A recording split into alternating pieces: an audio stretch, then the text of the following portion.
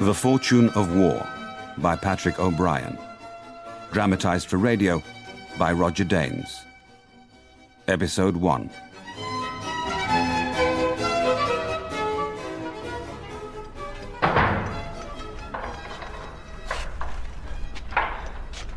How was it, Doctor?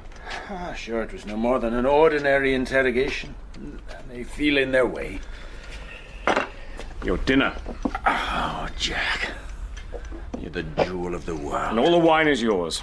I've had barely the heart to drink anything with you away. I could drain oceans dry and eat the best part of an ox.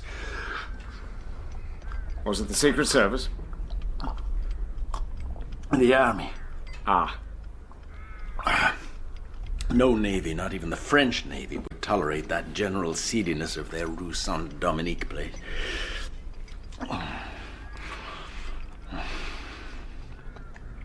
How does our escape come along? I am resisted by the outer stone. Had I only a pair of double sister blocks and a proper holdfast, I could raise the whole prison. I don't suppose you know the proper French for that, Stephen. A double? Sister block. Coked. Jack, I do not even know what it is in English. Oh. Well, then I shall have to try to draw it. For without a purchase, that stone will never lift. And I dare not use hammers, not even by day. Not even with a workman's noise. It would be a sad thing were they to pull down the poor old temple before you could enlarge a privy hole. May I ask, did they... It's too early for that. I did witness an execution, sure, but I knew the man. You are a prisoner of war, Stephen. As are we both, but the French think that perhaps I am not. But as a prisoner of war... There are limits to what may be asked, yes, at least at first. And I'm an obliging officer, and so I am willing to please them. I tell them tales. I began with the story of a shipwreck. Which? There have been so many. La Flèche did seem to me a good beginning.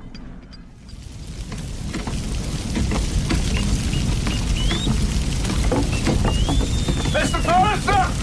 Keep your men to the pump! Keep to the pump! Keep to the pump! I'll have to hide to the first man who stumbles! You hear me there? Stephen! Stephen! I must save my books! Do not go below! The ship is on fire! I should say so, yes! Fire the main topsail! Who's in to clear the main topsail? Main topsail, damn you! It has extraordinary speed and brilliance, does it not? Well, it has. Stand away! Must I say farewell to all my books again? My specimens! Easy there! Captain Aubrey's man, the blue cutter! Come along, Stephen!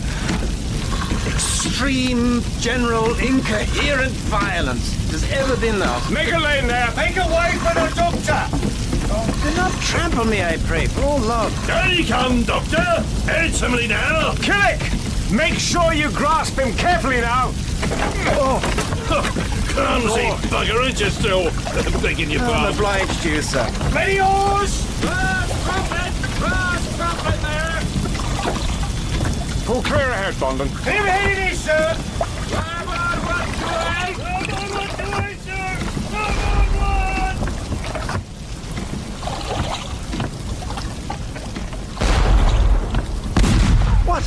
What in the dear's name? The guns cannot be left to the heat, Stephen. They will go off at random. Perhaps hit the boats. The Navy even has a practice for aiding a ship to die. Of course we do. Men, ships. None of them is immortal.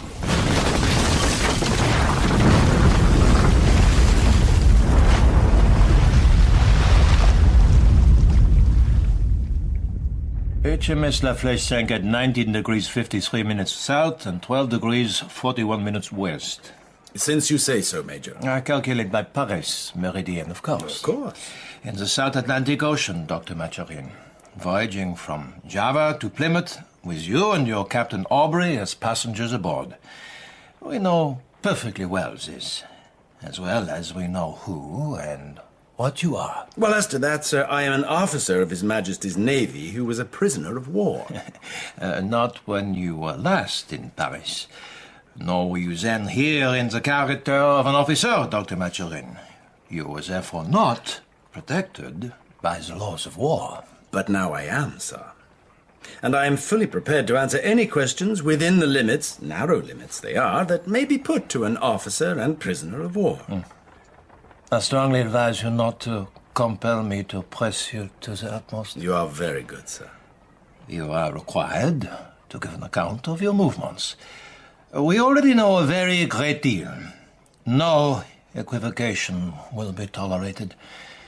Let us begin when you were the surgeon officer of His Majesty's ship, the Leopard. Ah, the horrible old leopard. The 20th of November, 1812. 0 degrees, 21 minutes south, 105 degrees, 38 minutes east. At 11:30, Leopard under main topsails enter Palau Batang Bay, Dutch East Indies. Moderate sea, westerly monsoon increasing. Start the salute, Mr. Babington. Start the salute, sir. Start the salute! Number one! Fire! Mr. Weatherby, bring her to the wind and make our number. Aye, sir. Number two! Fire! Captain, repair to flag, sir, if you please. Prepare my barge there, Mr. Babington. We're clearly expected.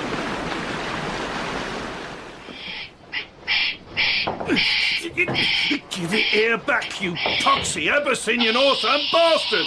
Here, give it! Kenneth there, what's amiss? Which it's your scraper, sir. What's your number one scraper? That bleeding wombat's got at it. Well then, well, take it away from him, for God's sake. Oh, it hasn't, sir. You don't dare. For fear of tearing the gold lace, sir. Ah, the gold lace, yes. Well, now, you, sir. You give that hat up directly. Do you hear me there? You see? That's what he does. The bugger. Are we now at Palau Batang, just? Stephen, I do so long to see a cassowary. this is coming it pretty high, you know. What is? Your brute is eating my hat. Well, it'll do him no harm at all. Be not so perturbed. It's my full-dress uniform, Stephen, for the Admiral. Ah, there. The salute is frightened. There. Which the lace is all a who, and I'll never come to repair this tear, not in time. That brute bugger! You should keep your hat under your arm, just so. Nobody'll ever know. Aubrey. Sir? By God, I am glad to see you. We had quite given you up for dead. My letters, reports, returns, and statements of condition, sir. Yeah. I am truly sorry to have taken such a time in bringing you the Leopard. The horrible old leopard, back from the dead. Indeed, sir. I sailed in her in '93. Well, she is tolerably clawed about now. What have you been at with her, Aubrey? Why, sir, we fell in with the Dutch 74. The Vaxamide. Just so, sir. We were threatened with her. Damned nightmare. It was. Not to be tedious, sir, she ran us to 43 south. A long, long chase. And I did hear that you sunk her. A very heavy following sea. We were short-handed. Outgunned. I tried to avoid action, but she kept coming on. Kept coming on. A lucky shot from our stern chasers brought her foremast by the board. She broached to. Did she? By God. Went down. All lost. My God. Yes, sir. But well done. Well done indeed. Sir. Chloe? Chloe there? Give you joy of it with all my heart, Aubrey. It ain't every day a 50-gun ship sinks a 74. Champagne, Chloe, and cookers. Plenty cookers. We'll drink to your victory, Aubrey. You're very kind, sir. Now, what you must do is to get your dunnage ashore as quick as ever you can. The Admiralty did not give you up, long though you were missing. They have given you a caster. Upon my honour, sir. Indeed, she is a plum. You have been a long time away, Aubrey. Close your jacket, Chloe. She is my cook, Aubrey, by land. I find she answers very well for country dishes. Upon my soul, sir. Here's to you, Aubrey, and to your victory. Now, La Flèche is due from Bombay. She just touches here, the time to pick up my dispatches. You are to fly home on her as quick as an arrow. As quick as an arrow, Aubrey. Yes, sir. Flèche is the French for an arrow, Aubrey. I was not aware, sir. Very good, sir. Yeah. Capital, upon my word. Quick as an arrow. Yes, I shall repeat that. And pass it off as your own, I dare say. Oh. Do you know what became of the Leopard? The sea is a treacherous element, Major. A ship is but a frail conveyance. Do not play games of words with us, Dr. Macharin. Fragilis ratus. A mere soldier, howsoever gold his braid, he might not know what it is to be subject to every wind that blows. Whilst you were at Paolo Batang, what did you see? I did not see my cassowaries, alas. What is this? Are they but timid birds in truth, Major? I conceive they were scared away by the cricket. The cricket? Well played, Mr. Babington. You want to watch the Admiral, sir? He gave me the most devilish twister. Well played, Lieutenant. Thank you, sir. And yourself. 9 wickets down, 46 notched up then, Aubrey. Well, we have high hopes, sir. You are in a terrible way, Aubrey. Terrible. Where is your 11th man? I must beg your pardon, sir, for my late appearance. Here, sir. Allow me to name my particular friend, Dr. Macharin, surgeon of the Leopard. No ceremony, I beg. Your £100 are practically in my pocket, Aubrey. Your servant, Doctor. Shall we begin? By all means. You must go down to the other end, Doctor. Remind me, Jack, the aim is to beat down the opposing wicket, is it not? Look, just keep your end up. Well, then I shall. Close in, men. Close in. And watch for the Admiral's twisters. And I, who had not my equal with the hurley from Malinhead to Skibbereen, or the bat as the English call it, I did warn you, Dr. I Macharin. danced out to meet the Admiral's ball, took it as it touched ground, checked its bounce, I shall not warn you again. ran with the ball at the very hollow of my hurley. Dr. Macharin! Send for the Provost Marshal. Silent, they stood amazed. The ball flicked into my hand. I tossed it high. What are you doing now? Stephen! I regret to say we lost the match.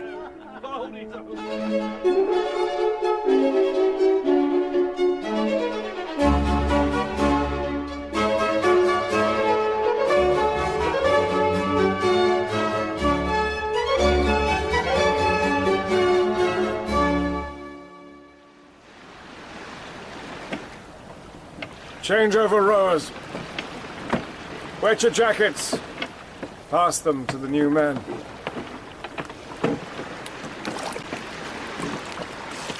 You see there. What?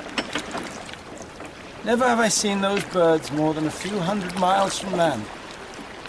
Oh, that might mean another week. 4, since the flesh burned. Sir! A sail! Right on the starboard beam! Sit you down, goddamn lubbers! Have a care of my right Sit down! She's topsails up, sir! Bondon, Killick, rakes to the starboard gunwale. Ready about. On deck there! A boat! A boat to larboard! Back foretopsail! Back foretopsail there! Ours. Blue Ensign. Ours indeed. I conceive she is Java, sir. Yes, by God, Java. I should have known her anywhere. Java. She's Java, mate. Nor of old. A right plump 38 she is. She used to be the French Raynor, mate, taken off Madagascar. Yeah. They appear to have seen us. They do. Thank God. A boat ahoy!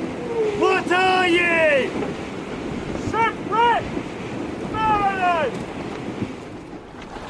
Handsomely now. Tyndall, Stokes, down with man ropes, help them up. What ship your oars, lads? Hey, mate. Can you get up the side yourself? I believe so. Thank you. Who's going to be next? You, mate. Oh, you look all in. Good morning, sir. I am Captain Aubrey, late of Leopard. I should be obliged if my men might be seen to. They are quite knocked up. Aubrey? Aubrey? By God, so it is. Your servant, sir. Lambert, I did not recognize you.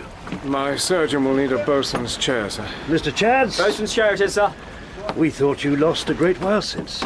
We have a corpse with us, too. Have you a parson aboard? How came you here, Aubrey? Pray tell me, sir, have you any news of boats from La Flèche? None, alas. We heard of her loss.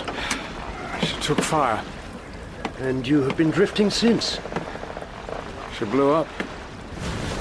Vast, crimson. And timbers, masts, spars plunging. Take my arm. Mr. Chads, have the boat hoisted on deck. Hoist the boat, aye, sir. Hoist the boat there! I should see my people aboard. Broughton, bring brandy for Captain Aubrey. And mince pies. Mince pies? Small ones, do you hear me? Only small ones. Is it Christmas then? Already? And a poor Christmas it was, too. Never have I known a gloomier. We have dispensed with the superstition of Christmas in the New France. Oh, you have made away with so much in your new France. And so many. Much we also have of intelligence, Dr. Machurin. Tell me now, when you were surgeon aboard the Java... Major, you may indeed have much intelligence, but in this you are mistaken. The Java's surgeon was Mr. Fox. Oh. How do you then explain the fact that the description of Java's surgeon fits you exactly? A glance at the Navy list will show you Mr. Fox. 5'6", slight build, black hair, pale eyes, muddy complexion. I cannot be held responsible for any man's description. Yeah, and the hands somewhat crippled. 3 nails on the right hand torn out. You should not like to lose more, Dr. Machurin. Is this not the gloomiest vessel you've ever known, Jack? Oh, Lambert's people are kind. Oh, none kinder. I've never had so many handkerchiefs in my life. But do you not find the Java's a strangely mum-chance crew? They're honest enough creatures, I believe. Oh, come, do you ever find a smile? Ever a single one of your flights of what passes for naval wit? Well, God help them. I'd be all for women at sea. Stephen! Even at the risk of some of your moral deviation you execrate so. Just to obviate some of the eternal, dogged boredom of cross cathar pins and grumbling fotics. I believe you have misapprehended the Java's conversation. Sure, they speak of nothing but the Navy of the United States. Well, we are at war with it. Day after dismal day, the American Navy. Contemptible, sir. Contemptible. Never fought a single action with any credit. Filthy ships.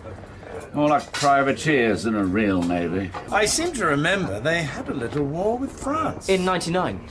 I'm obliged to you, Mr. Chads. Did not their frigate Constellation then take L'Insurgente? That is true, Doctor, but Constellation carried 24-pounders to the Frenchman's 18s. And you ignore that the Yankees were engaging with foreigners, not the Royal Navy. I'm told they now have larger frigates to bring to their task with more and heavier guns. 3 of them are 44s, yes. Yeah, well, it is all one, sir. They are contemptible, as I've said.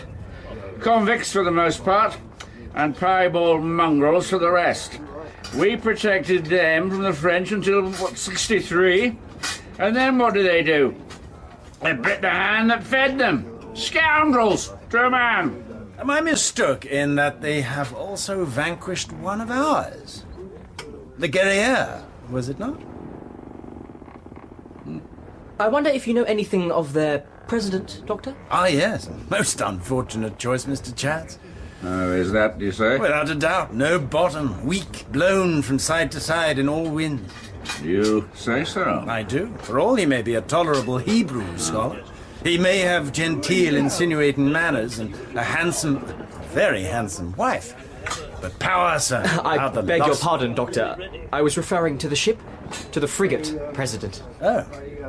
Well, as to the ship, I'm qualified to form no opinion at all. We all burn to have a go at the Americans, Stephen. Henry Lambert is as good a fighting captain as any man afloat. But never was there a more unlucky soul. If he takes a prize, it sinks under him or is retaken again. He has half a dozen boys and an invalid wife back home, and they have given him Java. May that be accounted ill fortune. Oh, she's as expensive a command as you could wish, not to mention this crew. What is the matter with them? I doubt that he has more than 100 real seamen aboard. Such a Bartholomew Fair setting those to Gants. The disaffected? Mutinous? No. And it's not fair to judge Lambert for them, nor his officers. But we are their guests, after all. They've had no time to work up gun crews, were it me... Even still. Well, you're right.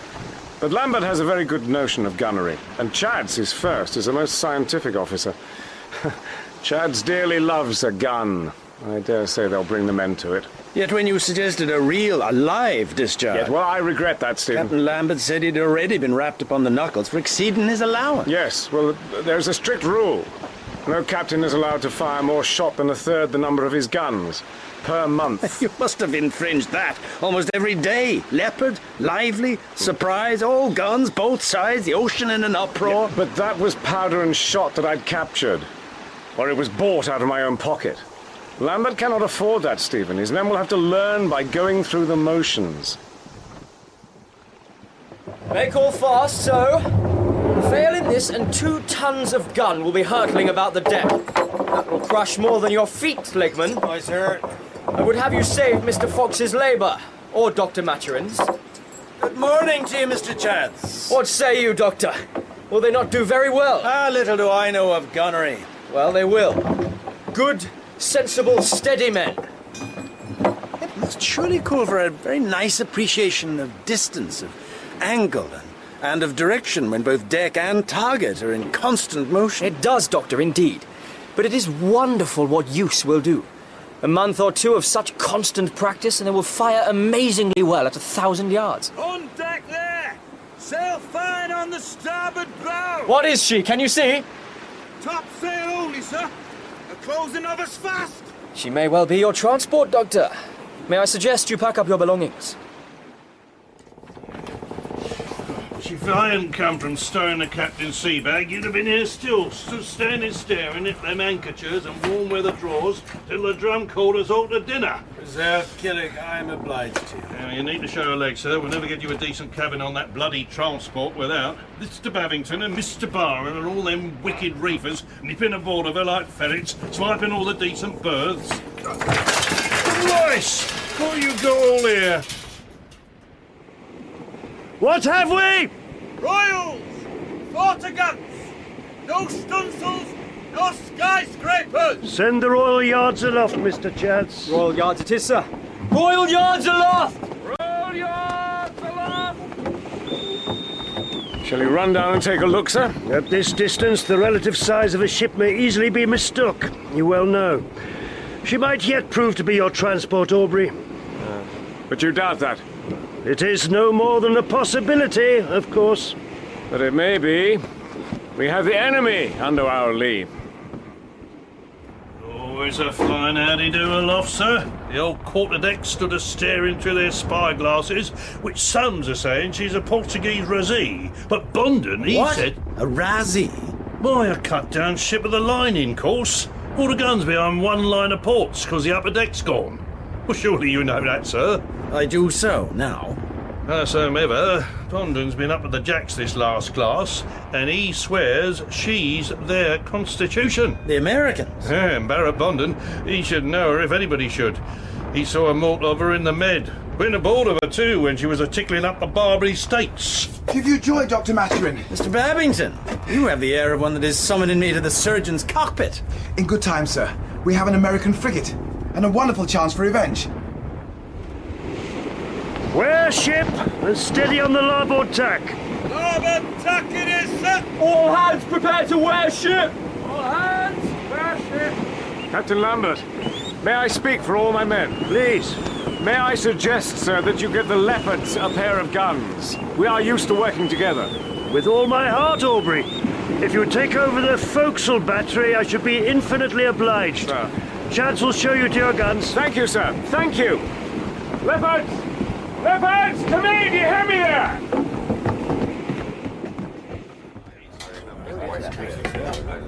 Gentlemen! Gentlemen! 2 of our frigates and a sloop have struck to the Americans, and not a one of theirs to us. This must end. This will end. My intention is to go to the plain, straightforward way about it. Nelson, gentlemen. Never mind manoeuvres, always go at him. Nelson, God bless him. We shall bear down with all speed and lay the ship alongside her. Hit her hard as we can and board her in the smoke. It's very near time, gentlemen. So I will give you the king and confusion to his enemies. King!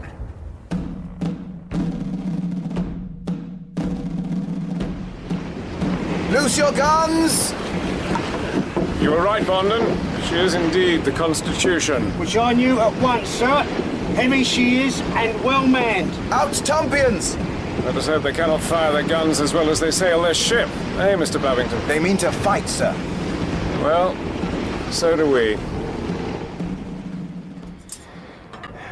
The retractor, Dr. Maturin. Thief, I nearly had him.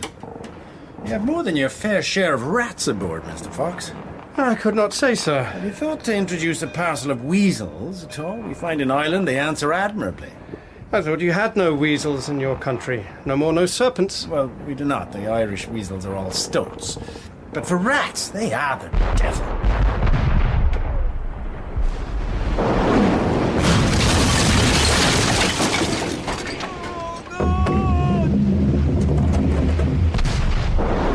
Run out your guns! We shall send that ball of theirs back at them. Post-paid written on it in double quick tire, eh, Bondon? Wouldn't they just deserve it too, sir? The buggers! Point your guns! Fire as they bear! Last. On the roll, boys! On the roll! And... fire!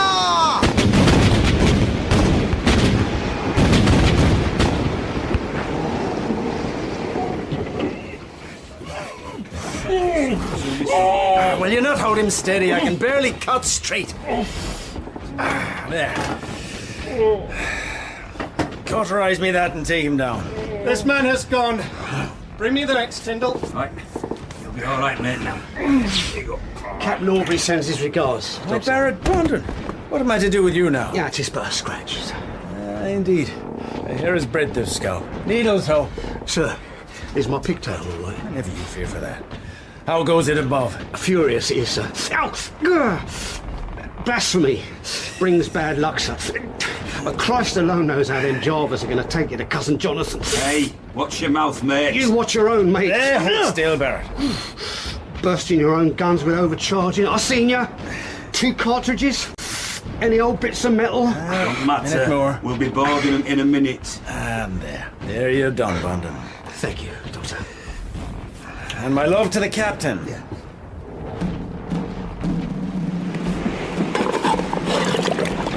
Drink deep, boys. Hands about ship! Hands about ship there! I like not this constant wearing of the ship. Well, Lambert is matching the enemy's maneuvers. Maybe done once too often, sir. Well, it is the most dangerous movement I have Dear attempted. God! We're going to mistake! She's going to break us! Lie down! Lie down! Lie down! Lie You hear me? down! Lie down!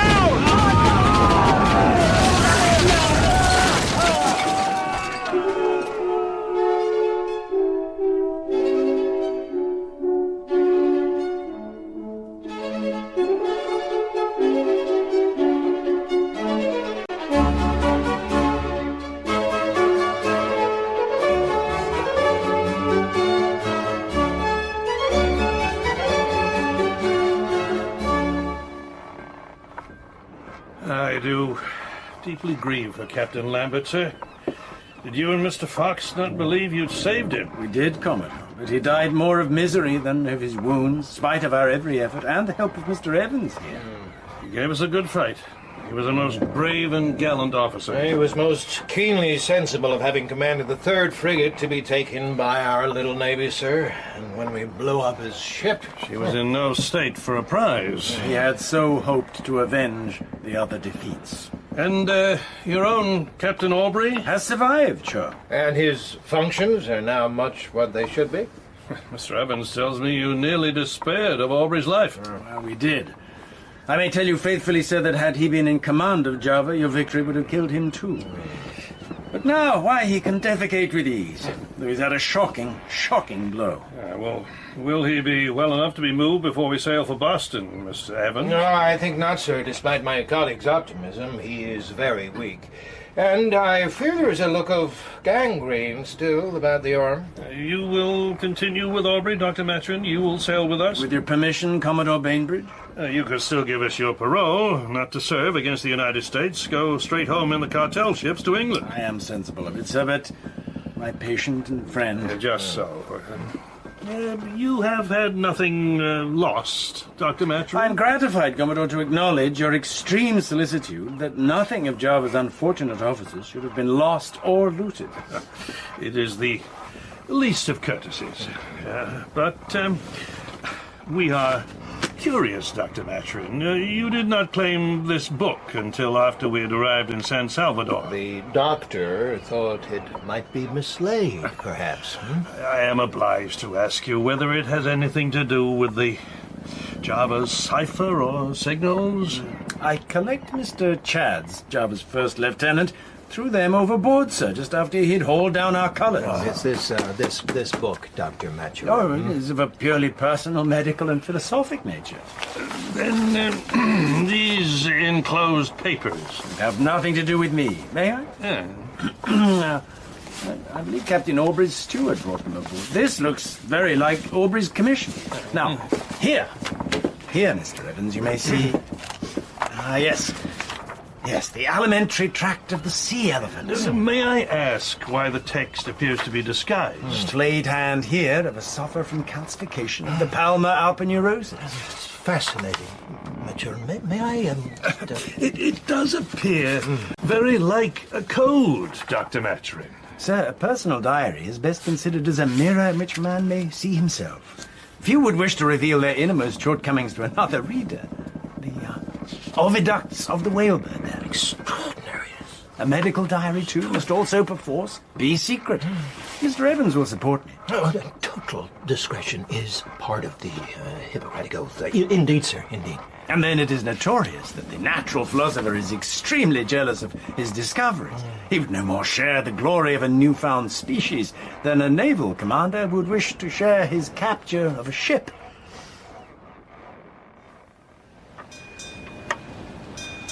You will not take it amiss, dear doctor, if I point out that your priest-king is on the wrong square? So he is too. Monsieur Evans, may I beg a moment? Ponte Cane, I name Dr. Maturin. The servant, sir. Good afternoon, sir. Monsieur Ponte Cane is taking passage with us from San Salvador to Boston. Le jeu d'échecs. Oh, my dear Dr. Maturin. I've moved. Yes. Whatever I do, I must lose a piece, it seems. So? No, that is the wrong... Shh! You should have taken the fool. That is what you should have done. That may be, sir. It is, without any doubt. But against a player of Mr. Evans' strength and practice, I fear I should contrive to lose in any case.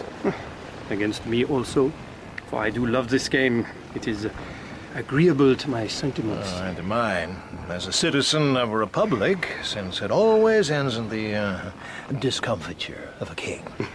I, too, was a republican in the frothy pride of my youth. But I have with age come to think that, after all, a monarchy is best. But not an emperor, Dr. Maturin? Certainly not a tyrant, Monsieur Ponte Cane. Sophie. His wife. And his first ship. Laughing toucher. No. Now I know what Jack Aubrey will look like when he's 65. Sick, grey, and weak as he is. Oh, he has suffered much. But you saved his arm. I resisted the temptation to cut. And you were right. A very great temptation that it was. But then I allowed him to stay too much on deck, perpetually in the wind, chilled through and through in the searching hope of a British man-of-war. No, will not do it, will not! I collect. There is likely to be a long delay over the discharge of our patient. Commodore Bainbridge has been told that the proper authorities in Boston must make their decision. Is it the Leopard? As I believe it, May have something to do with the leopard. Captain Aubrey had nothing to do with that disgraceful affair. Nevertheless, he may not expect much sympathy, being known to have commanded that unhappy ship. No. Leave your hand there. At the time, the Chesapeake was brought to. In peacetime. In peacetime, yes. And the Leopard fired upon her and killed and wounded a score of Americans. That yes. stands for all we hate in the Royal Navy. And was under the command of another man. Quick as an arrow. At that time, Aubrey was 5,000 miles away. That was not the affair I meant, Maturin. No. It seems that when he was in command of that wretched vessel... Well, and what then? You will forgive me. I have only heard rumors. And someone somewhere seems to have taken exception to some conduct of Captain Aubrey's. Some misunderstanding, no doubt. Well, but he is likely to be detained until the matter is cleared up. Now, if I may make a suggestion, my brother-in-law has a small, private establishment in a dry, healthy location near Boston Hill. Is he also a medical man? He is, sir. His terms are very moderate. They are, in truth, obliged to be very moderate. What could be more eligible? Well, sir, now I put this fairly before you. It is commonly in Boston called Otis P. Choate's Madhouse.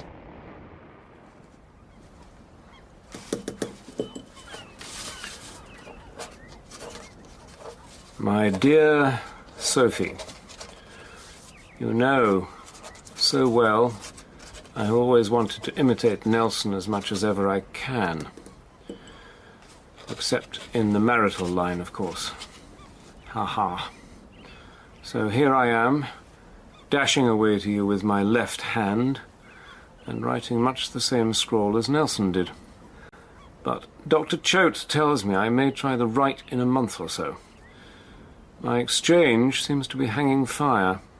I cannot tell why, but I dare say it will come as soon as I'm fit to travel. Which, my darling, will be in a week or two, at the prodigious rate I am gaining strength. And weight. For I am fed like the Emperor of Mexico, who looks in on me every day in the most free and easy way you can imagine. So I see many of Dr. Choate's patients who are somewhat contrary in their wits. We all humour each other, each playing at being madder than the next. Come in. My name is Jehiel Branton, sir. I am of the Navy Department. Oh-ho! Well, then good afternoon to you, sir. My name is John Aubrey. I'm grandson to the Pope of Rome. I was not aware that the Romanists were yet allowed to be officers in your service, sir. Well, I tell you, Captain, though it don't do to let this generally be known, but half the Board of Admiralty is made up of Jesuits. Pray take a seat. How is your brother Ned? I have no brother, sir, nor am I a captain. I am come here to ask you some questions about the Leopard. Well, ask on, old boy. All I know is she can't change her spots. And that is in the Bible. It is alleged, sir, that on or about the 25th March last year, when you were in command of His Britannic Majesty's ship Leopard... What about the Tiger? The Leopard, sir. I could tell you any number of tales about the Tiger. The Leopard, under your command, fired upon the American brig Alice B. Sawyer. What have you to say to that, sir? I confess all, Mr. Brenton. I shifted backstays, I slept out of my ship, kept false musters. Sir, that is not I allowed the point. stove casks to be thrown overboard. The Alice B. Sawyer, sir. And I blasted Alice B. Sawyer from the water with both my broadsides. Treble shot. Sir, I throw myself upon the mercy of this honourable court. You recognize these papers, sir? Of course I do. This is my commission. These are victualling notes. Some private letters for carrying to England. And this? It appears to belong to my good friend Dr. Maturin. I shall give it to him when I Not so next... precipitately, Captain Aubrey, if you please. And now good afternoon to you, Jehiel Brenton, whom I know well to be a distinguished post-captain in His Majesty's Navy. I have many questions. Well, the door is yet, there, sir. Damn me, but you're a dreary lunatic. A lunatic, sir? Not a patch on the Emperor of Mexico. Emperor of Mexico? My personal friend, sir. You play but a dreary game, and I am tired of it. Mrs. Patterson will show you out. Beware of her, sir. She is a werewolf. I should say he was in temper, sir. But he was lucid. He has made a recovery remarkable, I may say, Mr. Johnson. The Captain Aubrey was in the most poor health on board of the Constitution. Was it there you met him, Ponce Kenneth, in your official capacity? He was too ill at that time, a pneumonia. I did, however, make the acquaintance of Dr. Stephen Maturin. Oh, yes, Maturin. He is of interest to both our intelligence services, I think. We shall come to him presently. What did Aubrey have to tell us, Brandon? He acknowledged his name, stated that he is a Roman Catholic, and made similar allegations about the British Board of Admiralty. Well, it barely seems likely. Was he playing with you? He did seem much in drink. But he admitted that when in command of the Leopard, he fired both broadsides into our brig Alice B. Sawyer. Both broadsides? That is what Aubrey said, sir. Well, that is enough to justify our keeping of him. Did he recognize the papers? He did. What are these papers, Johnson? Oh, you shall see them. Copies of them in due course. He claimed them for victualling notes. The sealed packages as private letters he was carrying to England. You should know better. Private, indeed. And the book? He knew it for Maturin's diary. Are we going to break the enciphered passages here? The Dr. Maturin did speak of these to your Commodore Bainbridge and his Surgeon Evans. Yes, and the reasons he gave for enciphering do appear to be justified. Appear to be? There is more here than a single cipher, is there not? We think 3 or 4, sir, yes. We'll discover them. Brendan, you will go back to the asylum, make Aubrey explain these notes and letters. Sure. And Maturin? I will see him myself. He has very particular reason not to refuse any invitation of mine. Well, oh, I do beg your pardon, friend. I did not see you. It is a common hazard in your streets, I find. Could you perhaps tell me the way to Franchen's Hotel? Friend, it is there. Ah, an elegant building, so it is. That is the house of the whore of Babylon. Well, the whore seems to do herself pretty well. Thou art neither so young nor so foolish as to enter into it. I have a rendezvous there, just. Have you been within, sir? I should not be welcome, even were I to desire entry, burdened as I am with my skin. Extraordinary foolish prejudice. If thou dost enter, friend, mind thy poke. My poke is empty. I can be robbed by no man. Art in earnest, friend? Here. No. Please, my dear sir. He that is down need fear no fall. He that is low, no pride. Stephen! Stephen, how glad I am to see you at last. Polly, you will hurry down and bring up the best pot of coffee that Madame Franchon can make. Stephen. Oh, and some cream, Polly. Magnificent creature. Yes. Johnson has dozens like her. He breeds the houselays for size. I was so afraid you might not come. I waited in all morning, had everyone denied. Stephen! Did you not get my note? No note. Oh, you look quite pale. Sit down. Sit down. The coffee will be here directly. How are you? And how is poor Aubrey? Was the note discreet, Villiers? It's just compliments. And begged that you would call. For whom are you come, then? Johnson. He summoned you. Listen, my dear, for he will be with us in a minute. What does he know about us? Well, nothing, Stephen. What is there that he should know? Nothing. You and I are old acquaintances. Practically childhood friends. Oh, Stephen, how glad I am to see you. And to see a British uniform. To hear a British voice. A uniform? A voice? Oh, you, Stephen, you. I am sorry. Well, we are all subject to the fortune of war. Dr. Maturin. Mr. Johnson, how do you do? Oh, I'm exceedingly happy to meet you, sir. And I believe you have been acquainted with my friend, Mrs. Villiers. Here, since she was a girl. A little more, certainly. As you still are, my dear. And even more than all this, Doctor, it is to you that we are indebted for the most splendid monography on boobies. Oh, you are too kind, sir. Too indulgent by far. If merit there be, it lies in circumstances, not in myself. In the matter of boobies, I have been more fortunate than most men. But I was marooned on a tropical island during the height of their breeding. Ah, alas, we are very poor in boobies. Oh, put them on the side, Polly.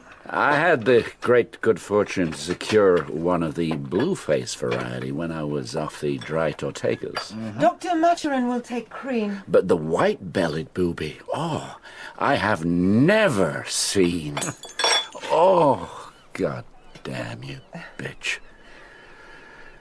Oh, yeah, well, where would the China makers be if no cups were ever broke, eh? Go on, go. We'll deal with you later.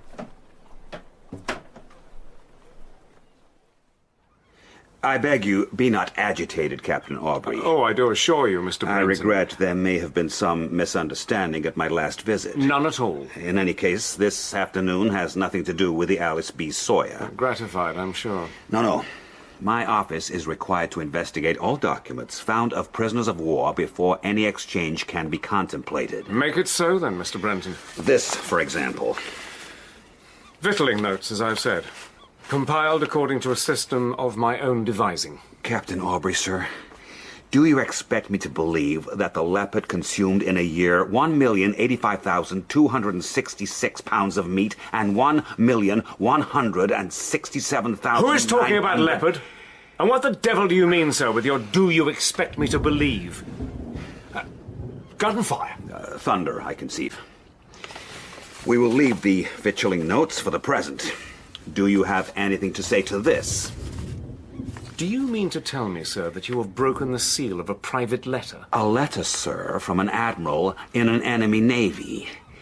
May I ask what you may conceive to be the significance of Kicky-Wicky? You read what was clearly addressed to this lady and no other. My department has wide powers. God is my salvation, sir. Unlimited authority. Some miserable, scrub-faced swab of a civilian. My own importance within the Navy Department allows me considerable powers of coercion. You are to leave the room, sir. Badgering with documents from the year 1. Your pulse, Jack.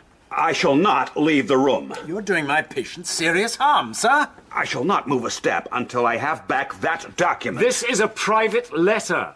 Hand it back on this instant, sir. I cannot have my patient worried like this. Go, sir, now, or I will have you put out. You have not heard the last of this.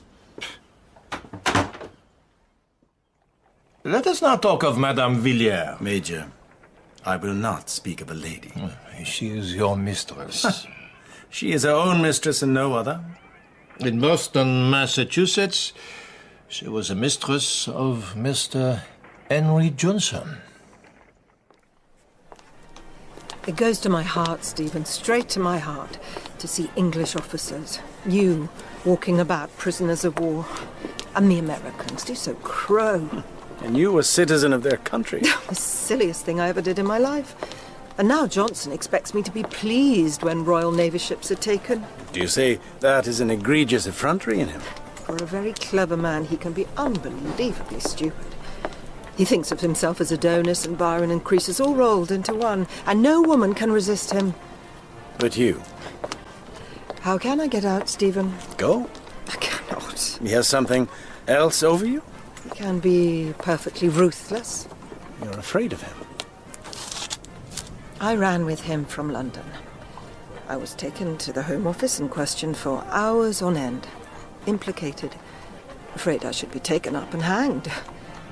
I never imagined that what he did there was directed in any way against England. So his work is important? I thought he was just a too-rich man fooling about. A dilettante. But not at all. He has a whole swarm of people working under him. Advises the Secretary of State.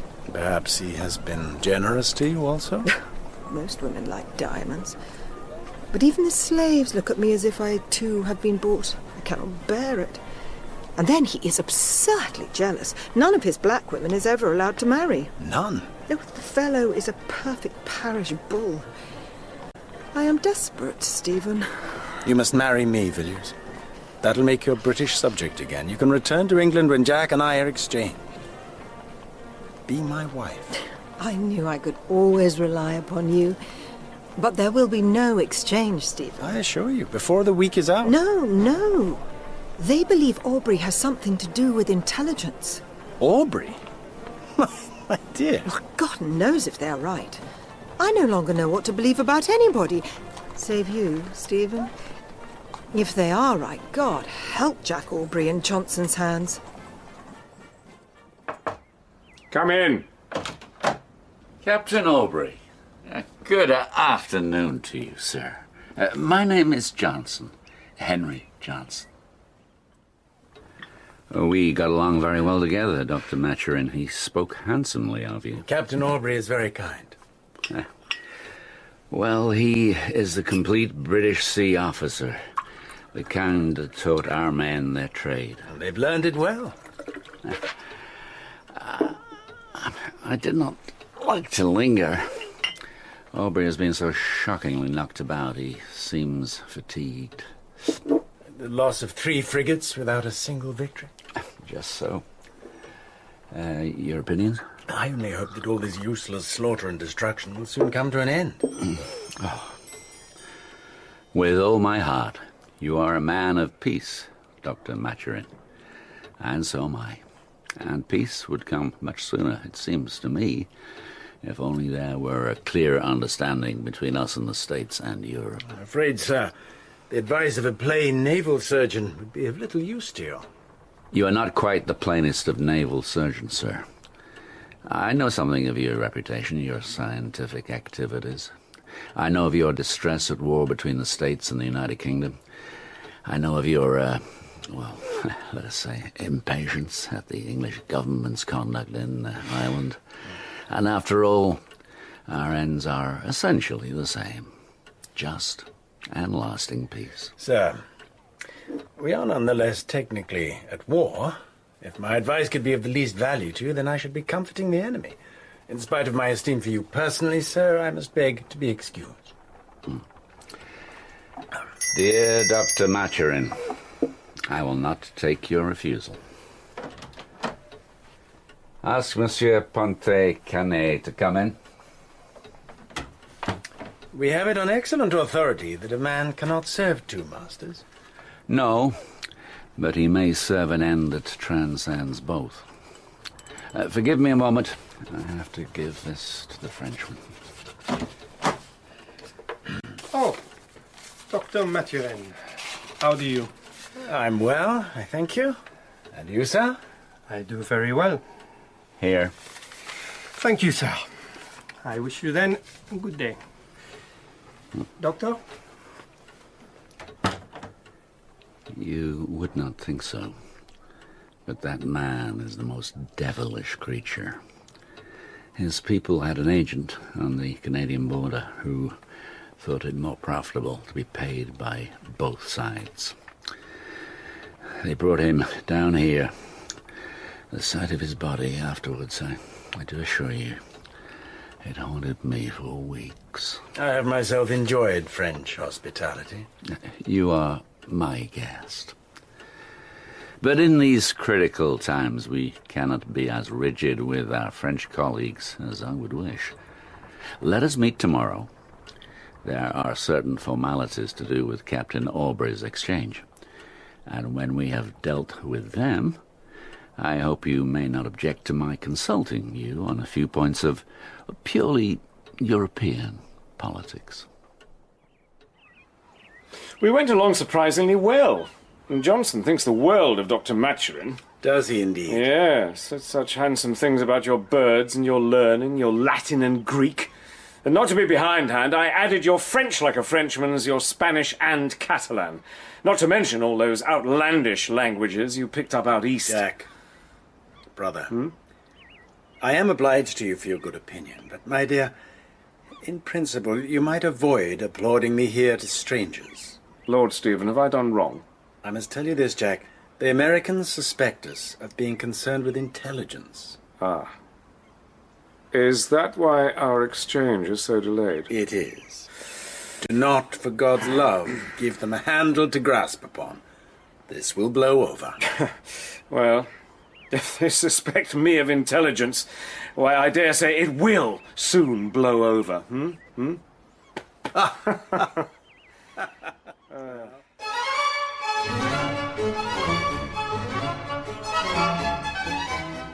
In The Fortune of War by Patrick O'Brien, dramatised for radio by Roger Danes, Captain Jack Aubrey was played by David Robb, Dr. Stephen Maturin by Richard Delane, Diana Villiers, Candida Benson, Preserved Killick, John Glover, Barrett Bondon, Sam Dale, Henry Johnson, Stewan Roger, Ponte Canet, Nick Underwood, Major Jean-Charles Clapier, Stephen Hogan, Jahiel Brenton, Gerard McDermott, Lieutenant William Babington, Don Gillet, Captain Lambert, Sean Murray, and Lieutenant Chads by Liam Lau Fernandez. All other parts were played by the cast. The Fortune of War was a BBC Scotland production directed by Bruce Young.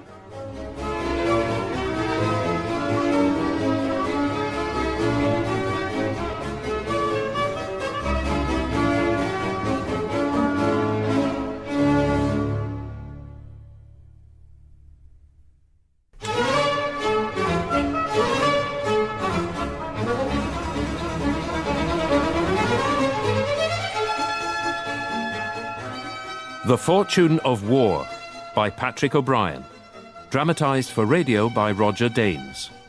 Episode 2.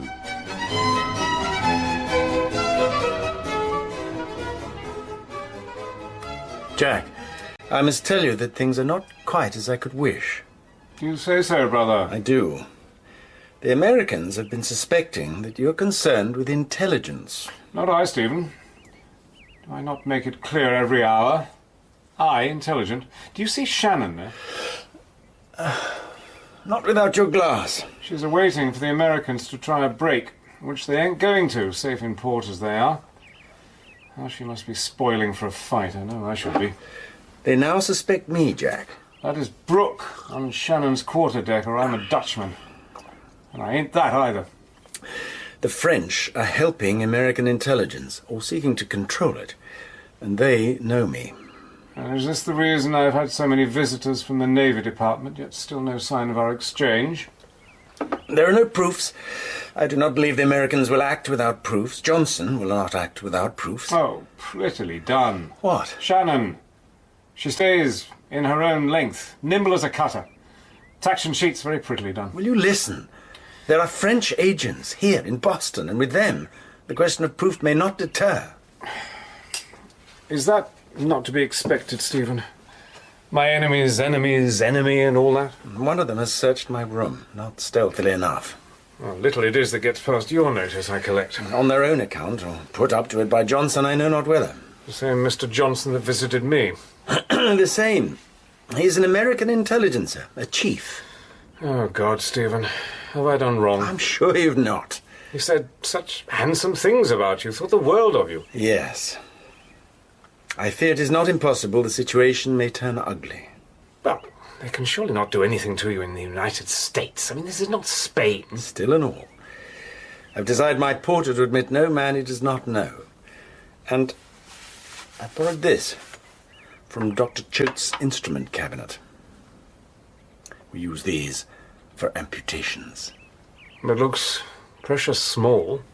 A man is a pitiably frail machine, Jack. Many a one has been killed by a lancet, no more. Though not always on purpose. Sure, an inch of steel in the right place will do wonders. Help! Doctor! Help! Quick, Dr. Maturin! What is it? Dr. Maturin, come! The dame is in a fit. Come use this way. Come, hurry, here in the coach. Is the blood. What lady do you mean, sir? Mettez-le dedans! Stop! Steve! Pickpocket! To me! Rescue! Rescue! Assommez-le vite! Pickpocket! Stop! Thief! How pleasant to see you. I wish to register an official complaint, sir, of the utmost gravity. Will you sit? I will not. I have just been set upon in the street, Mr. Johnson, in front of this hotel, your hotel, sir, by a band of ruffians, Frenchmen, led by that creature Ponticanet. But Monsieur Ponticanet is He a attempted gentleman. to abduct me, sir, to force me into a coach. I demand the protection of your country's laws and the common security universally afforded to captured officers. Will you take a little brandy? I demand that Ponticanet be brought to trial. At least a glass of water? I demand his followers be identified and punished. I shall certainly make the strongest representations to Monsieur Ponticanet's chief. The British agent for prisoners of war will make the same demand as I, when I have seen him, and at the highest official level. Be assured, Dr. Maturin, I do regret the incident extremely. But now, as man to man, you may perhaps consider some of the difficulty of my position.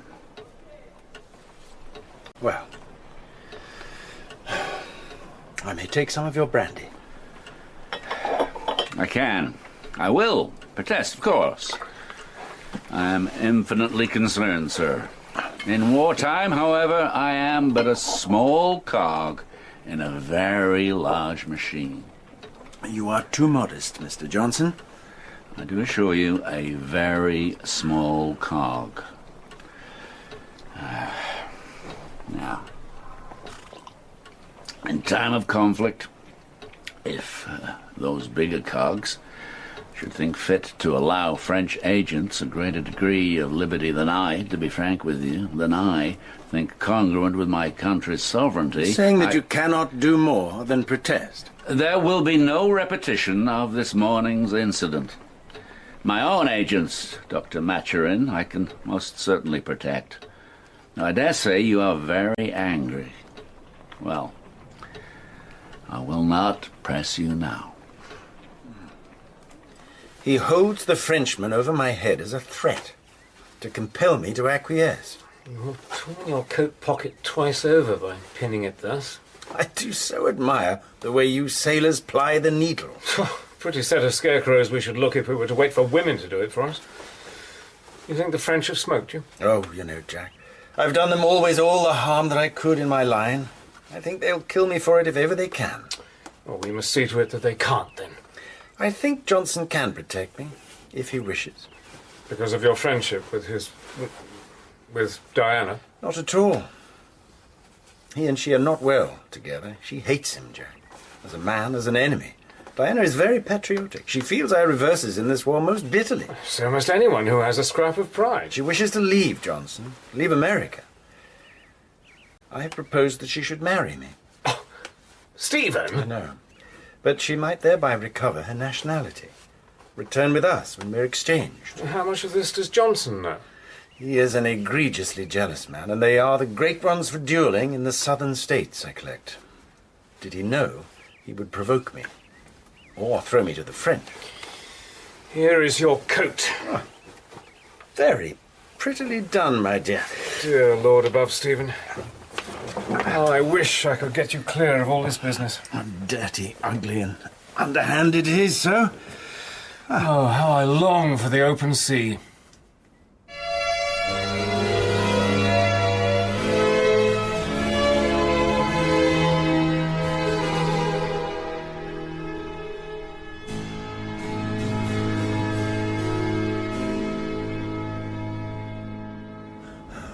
Qu'est-ce qui s'est passé? Il a pu filer dans l'hôtel. Cherchez-le.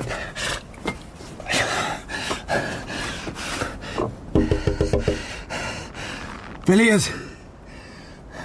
Oh dear, Villiers! Viens fort de là-haut. Oh, for dear love! Demande du quoi? Diana!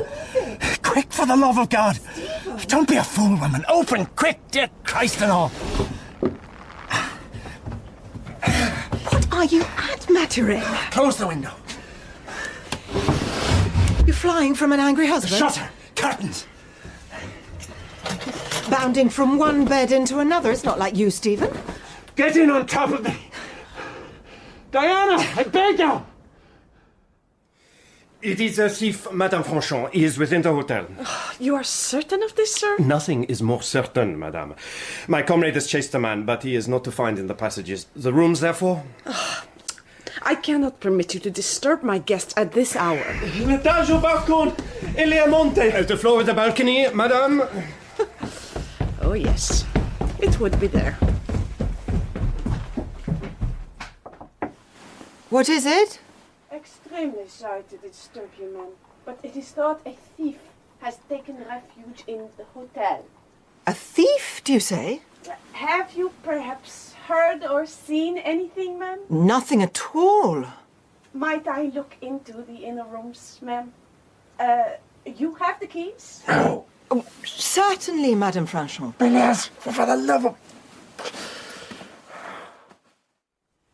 Nothing anywhere, gentlemen. No man has passed us here, Madame. Your thief must have flown into the phone.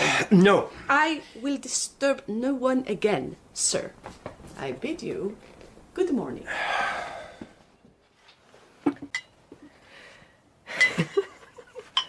Do you mind drinking out of my glass? The worst of it was that woman's logorrhea of apologies. I thought I should die of suffocation. Here. Or cramp. Is it a kind of whiskey? They call it bourbon. Well, I will.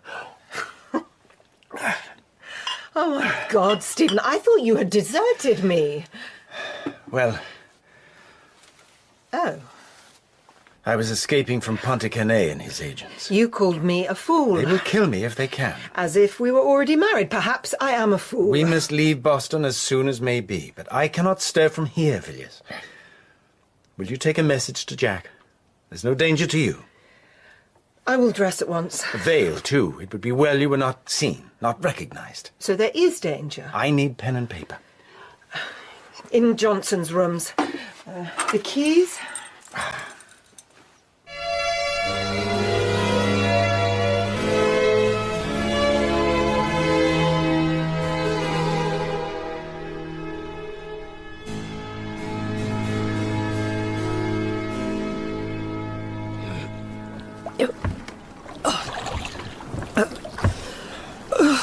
What is amiss?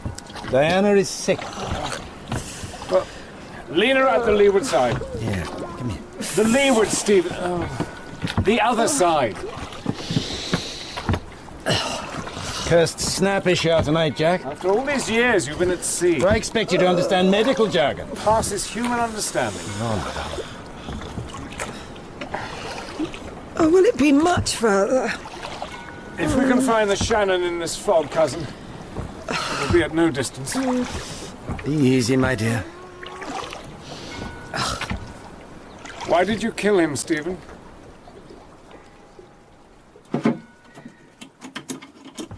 I found it incumbent upon me to investigate Mr. Johnson's desk, the papers, the files. Many of the French documents were translated in Diana's dashing hand. Oh, yes, she will have useful knowledge. Note about myself. Ponticanet confirms that Maturin has an intention to retire to the States. We might swing the scale with the grant of land interesting to a naturalist. Diana's diamond necklace in its open case, and under an obsidian phallus paperweight.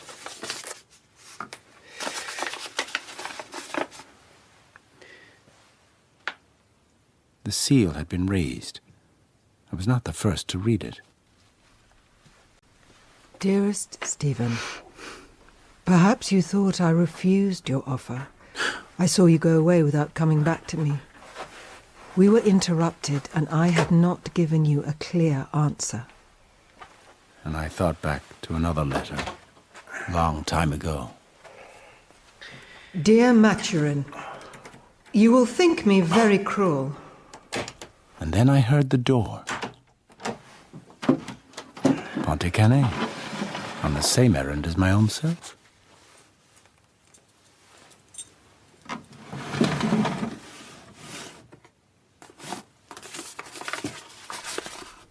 You do me too much honor, Stephen, dear. I should never have refused you before. And now I will marry you whenever you wish. And oh, so gladly. Oh, la garce. Such as I am, alas, I am entirely yours. La garce. And so I killed him.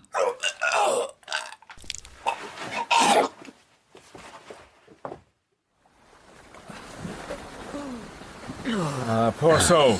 He would have killed me, sure. I mean Diana. She was always the troubled sailor. Here, put my coat over. Easy now. Use the bait pots to bail. The bait pots, Stephen. Do this, do that. Clap at the panting strangles there. You're not amiable, Jack. We're running for our lives in a stolen scow, and we'll all hang if they catch us. Bail. There's the head of a decapod within. Toss it out and bail.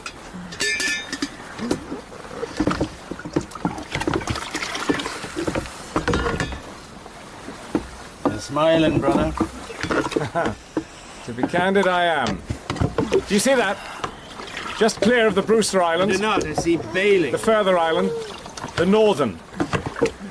The one on the left. What? Hull up, for God's sake. Well, yeah. So I do, yes, I perceive it now. And?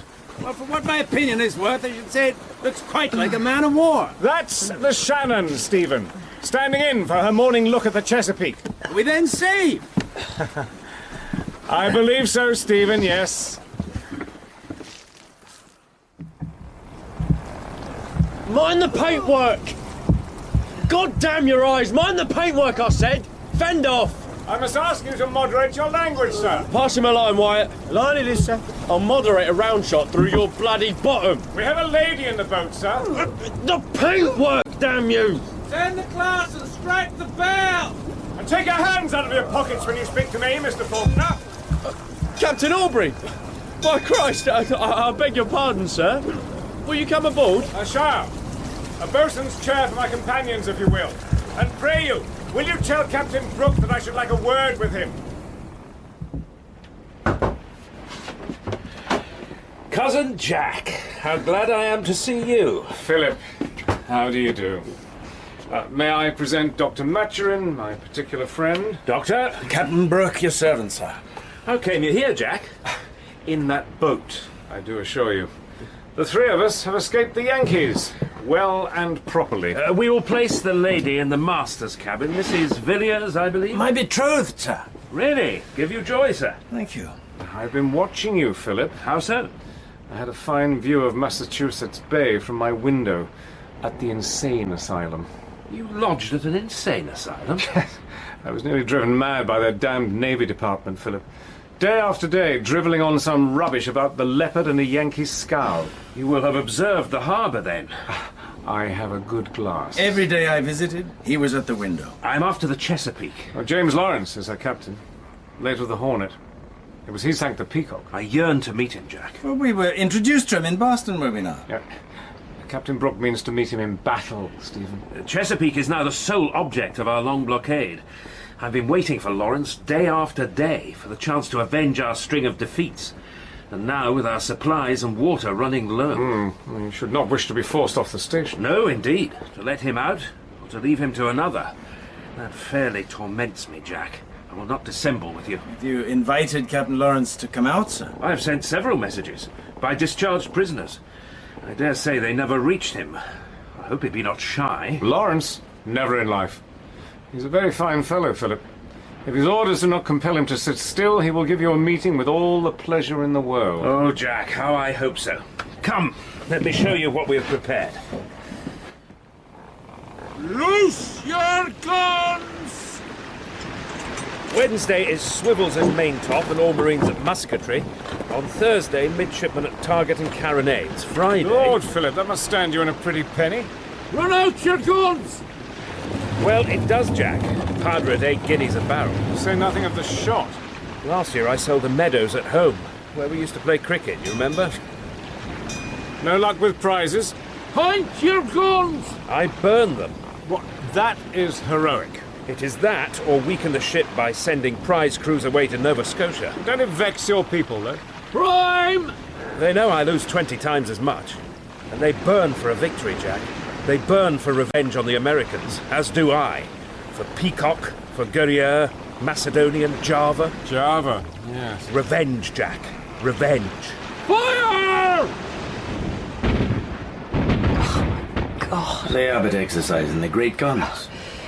Stephen, close the window. There's a lamb. Oh, I must look utterly disgusting. Much better now you've been sponged and tidied.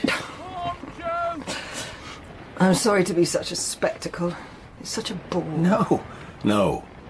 Have you your papers safe? Have you your diamonds? I did not steal them, Maturin. I said not so. I earned them. They're mine. I earned them by receiving his horrible guests, translating his damn documents bearing his treatment. Your seasickness is passing. I never knew you had anything to do with spying. No more I have.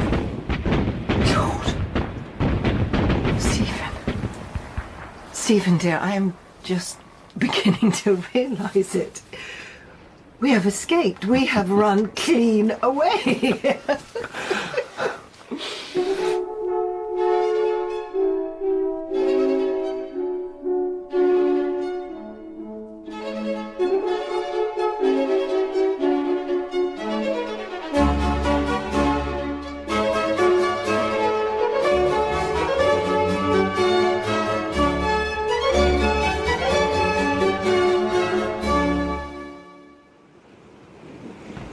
Good morning, Mr. Faulkner. Good morning to you, sir.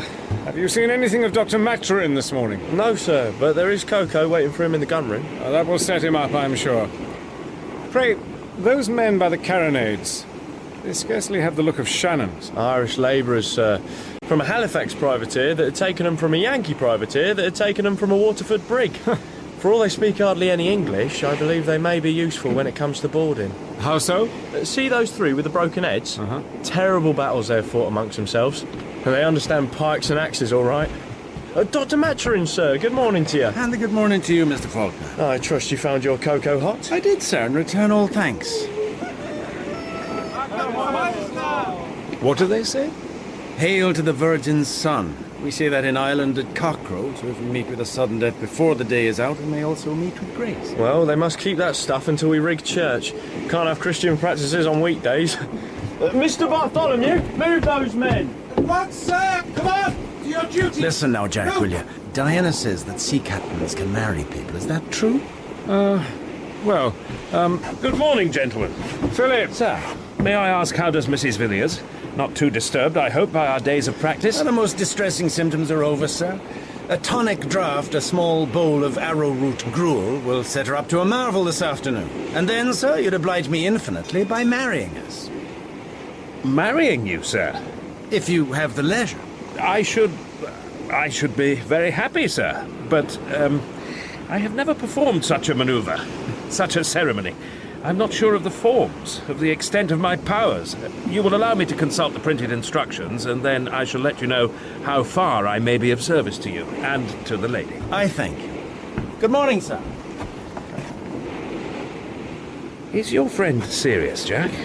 Perfectly so. But I understand him to be a Romanist. Well, he's wanted to marry her for, well, forever, Philip. He must know that even if I perform this, it means nothing to those of his persuasion. She's Sophie's first cousin, you know. Well, why the hurry? Don't he know that we shall be in Halifax before the week is out? A priest can do his business there for him. Well, that is the very point, Philip. I gather there is some question about Diana's nationality. In Nova Scotia, she might be considered an enemy alien. Marriage here would settle the matter. Have you ever married anyone aboard ship, Jack? Not I. I'm fairly sure it can be done. You are the captain of a king's ship. Save hang a man without a court-martial, you can do close on anything. On deck there! On deck! Chesapeake is out in the road! Come in. Good afternoon, ma'am. My name is Brooke. I am in command of this ship. Captain Brooke. How do you do? Well, I am come to ask you that, ma'am. I am considerably better, sir. Thank you. To pay my respects, ma'am, and to say that I fear we must ask you to change your quarters. Is this why the noise? There may be more presently, and worse. In short, an action. But I beg you will not be alarmed. No, I am not at all frightened, sir, I assure you. You will be in no danger in the forepeak, ma'am. I've had the pigs moved, and the noise will be much less. Then if you will be so kind as to give me your arm, sir, I shall go along at once and be out of the way. Sir! She's dropping her poor topsail, main and mizzen! Course due east, Mr. Bartholomew. We may keep her under an easy sail. Due east it is, sir!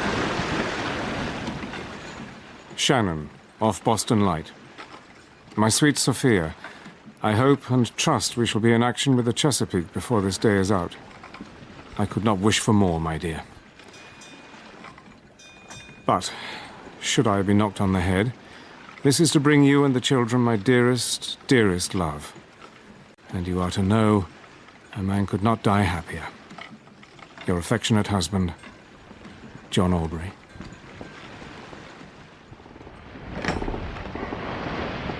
I am afraid it is worse than I had thought, ma'am. Please, Captain Brooke, do not trouble yourself with me. I shall send a couple of hands. I can deal with rats, sir. It is dark, ma'am, and somewhat cramped. Captain Brooke, But I do trust you will not have to stay here long. Only let me wish you victory. I am sure that you will win. You are very, very kind, ma'am. I put my whole trust in you, in the Navy. I shall have an even greater motive now for doing all I can. You never told me Mrs. Villiers was so beautiful. What? Oh, forgive me for starting, Philip. Yes, to be sure, she is a handsome woman. Handsome? She is perhaps the most beautiful woman I've ever seen. I do not wonder at your friend's impatience, Jack. The man will be glad to fight for... I shall be proud to call her cousin. Aye.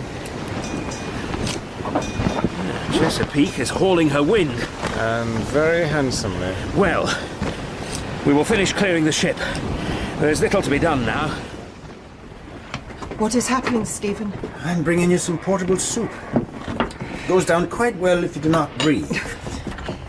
Are they chasing us? I do not believe it is a question of pursuit, my dear. Captain Brooke has directly challenged the Chesapeake, and now both ships are moving out into the open sea by common consent for battle.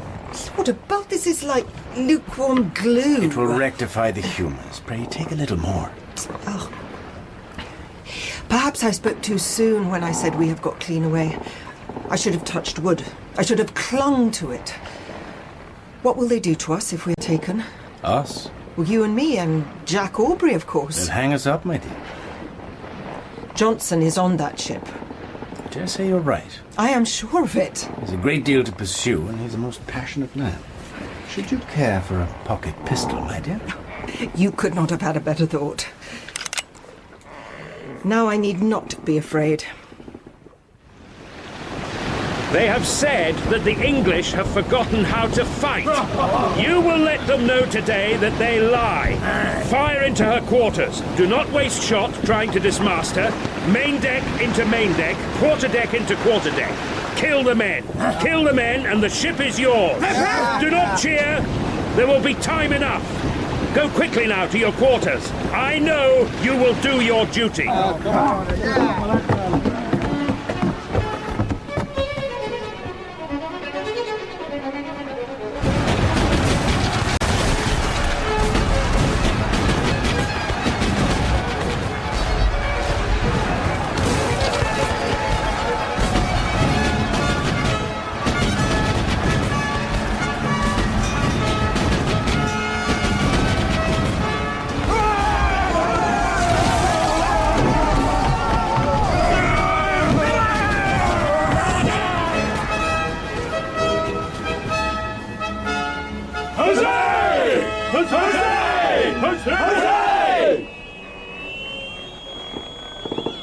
Well done. Well done, by God. Well done, the Shannon. Welcome aboard, sir.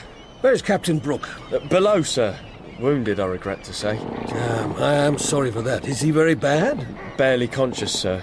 He's very badly wounded in the head.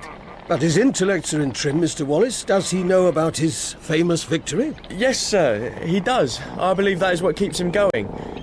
And, sir, if I may, my name is Faulkner. Can he be seen? The surgeons would not let me in this morning, sir. Turn the glass and strike the bell! Did you suffer a great deal? 23 killed, sir. 59 wounded. A quarter of our people. Just so, just so. But the Chesapeake had above 60 killed and 90 wounded. Captain Lawrence died aboard us on Wednesday. Bloody business. A cruel business. But worth it. Yes, by God, it was worth it. Is that Aubrey? It is, sir. Aubrey. It is Aubrey, upon my life. Good afternoon, sir. How do you do? I was sure I could not mistake that yellow hair, though it must be years. 15, sir, I believe. Damn, it must be. I knew you was in Boston. How came you here? I escaped, sir. Well done, you. Wounded? Musket ball to the arm, sir. In the Java action. You was aboard the Java as well. Damn, Aubrey. But you must have had enough of Cousin Jonathan by now. Tolerably, sir. And so you was aboard for this noble victory. That was worth an arm or two, by God, eh? Now, you and Mr. Faulkner here must give me a brief account. Informal, just. You shall put it in writing, Faulkner, directly. But now... Well, sir, Captain Brooke found that the Chesapeake was alone in Boston Harbour. Did you bring him that intelligence, Aubrey, when you escaped? At the most, sir, I was able to confirm Captain Brooke's reconnaissance. He sent his consorts away and challenged Captain Lawrence to come out and try the issue in open waters. The Chesapeake came out indeed, sir, in the most handsome manner. Good. Noble. Most gallant, sir. We fought fair and square, sir, evenly matched. Broadside to broadside, sir. No manoeuvring. Go at 'em, by God. In the first few moments, we swept the Chesapeake's quarterdeck clear.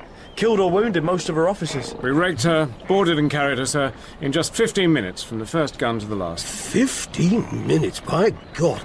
Give you joy with all my heart, gentlemen. How I wish I had been with you. I'm most damnably grieved for Brooke. I must have a word with him, if the surgeons... Oh, his doctor is here, sir. Mr. Fox, how do you do? My name is Maturin, sir. How is your patient, sir? Is he fit to receive a visit? No, sir, no visit can possibly be allowed until my draft has had its effect. I'll send for you. You have done very well, Mr. Faulkner, you and your shipmates. Hold hard, Stephen. This is the Admiral, you know. Jack, I have another amputation on my hands. I've not paused to chat with the Archangel Gabriel himself. Your surgeon, Aubrey, I have seen his face before. Saturnine, did he say? Dr. Maturin is a prodigious physician, sir, and my particular friend. I have it. I met him at the palace. He was treating the Duke. Yes, I believe he was called in to Dr. Prince William, sir. We have sailed together since the year 2. No great respecter of persons, is he? Well, I'm afraid he's still not quite used to the ways of the service. He sometimes gives unintended offence. I'm not at all offended, Aubrey. I don't take myself for God the Father, you know, though I do have my flag. Your servant, ma'am. How do you do, sir? Diana, allow me to name Admiral Sir John Colpoys, my cousin, Mrs. Villiers. You're humble, most devoted, ma'am. Mrs. Villiers was in Boston, sir. She escaped with Maturin and me. How I envy you, ma'am, to have been in such a brilliant action. Oh, I was kept below stairs all the time, sir. But how I wish I had been a man to board and fight with the rest of them. You would have struck them all dead, ma'am. I am sure of it. You must take up your quarters with us. Lady Harriet will be delighted. You are very good, Admiral. My barge is at your pleasure if you choose to go ashore this minute. Oh, I must beg Lady Harriet's pardon, sir. I fear I shall be kept for some hours yet with helping the surgeons. I honour you for it, ma'am. Your pardon, sir. Yes, yes, go, ma'am. Damn my eyes, Aubrey. The moment Mrs. Villiers is ready, you are to bring her up to the house. Sir? That is an order, Aubrey. Do you hear me there? I received your warning about the Frenchman in Boston, Major Beck. I thank you for it. I trust there was no unpleasantness. Oh, a busy, troublesome fellow by the name of Ponticanet gave me uneasiness for a while. But I clapped a stopper over his capers, brought him up with a round stern. How is that, sir? I cut his throat. In the rescuing of these papers, sir. From the desk of Mr. Henry Johnson, with whose role in American intelligence you're no doubt acquainted. Oh, yes, indeed. I have obtained a list of his agents in Canada and the West Indies, ciphers, and letters containing detail of the present and past relationships between the French and American intelligence services, projects for future operations. A clean sweep, my lord. Dr. Maturin, sir. This is the completest thing that ever I heard tell of. Copy them, Major Beck, by all means, but the originals must go to Sir Joseph Blaine in London, in my possession, and by the first ship that offers. This first list alone will keep our firing squad busy for weeks. Now, sir, I have an observation to make. Have you heard of Mrs. Villiers? Diana Villiers? Johnson's mistress? No, sir. A renegade Englishman? No, sir. Mrs. Villiers was not Johnson's mistress. She merely accepted his protection in a foreign land. Oh, come, sir. Not a bit of it, sir. Nor is she in any conceivable way a renegade. I possess these documents through her, sir. I should be sorry to hear her name used so lightly. Yet, it appears that she did take out papers of naturalization in the United States. Mrs. Villiers regarded it as a trifling formality at the time. It had not the least effect upon her natural allegiance. A thoughtless act, you say? But since she is technically an enemy alien, sir, I wish to observe it as my considered opinion that the usual certificate should be made out in her favour. Directly, sir. It would not be fitting that the lady be molested or in any way made uneasy. You will allow me to observe, sir, that this is valid only for my own region. Were the lady to return to England, I thank you, sir, she would be laid by the heels before the day was out.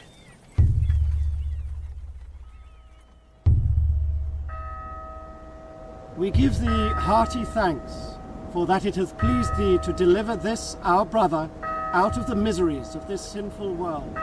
You knew him, Aubrey, I believe. Yes. Lawrence came to see me in Boston. He had captured one of my officers when he took the Peacock. I was very kind to him. Well, they do say he was a gallant officer. Both in body and soul, in thy eternal and everlasting glory, through Jesus Christ our Lord. I never regretted an enemy commander so. Amen. Amen. He brought his ship into action and fought her in the handsomest manner. The grace of our Lord Jesus Christ, and the love of God, and the fellowship of the Holy You Ghost. cannot have a victory without the butcher's bill, Aubrey. That's the devil of it. Amen. Amen. Amen. Yes. I still have an image of Lawrence. He's standing there on his quarterdeck, as I should have stood on mine. Just before our first broadside swept him clear away. That is the devil of it. But you had a noble victory, by God. Philip Brooke had a noble victory. Ready your arms! The Shannon, then. Oh, I never cheered so loud nor so long in all my days as when I saw you bringing in your prize. Prime! Give you joy, Aubrey. With all my heart. Joy, Parker? Joy? God rest Lawrence, and give him joy. Fire!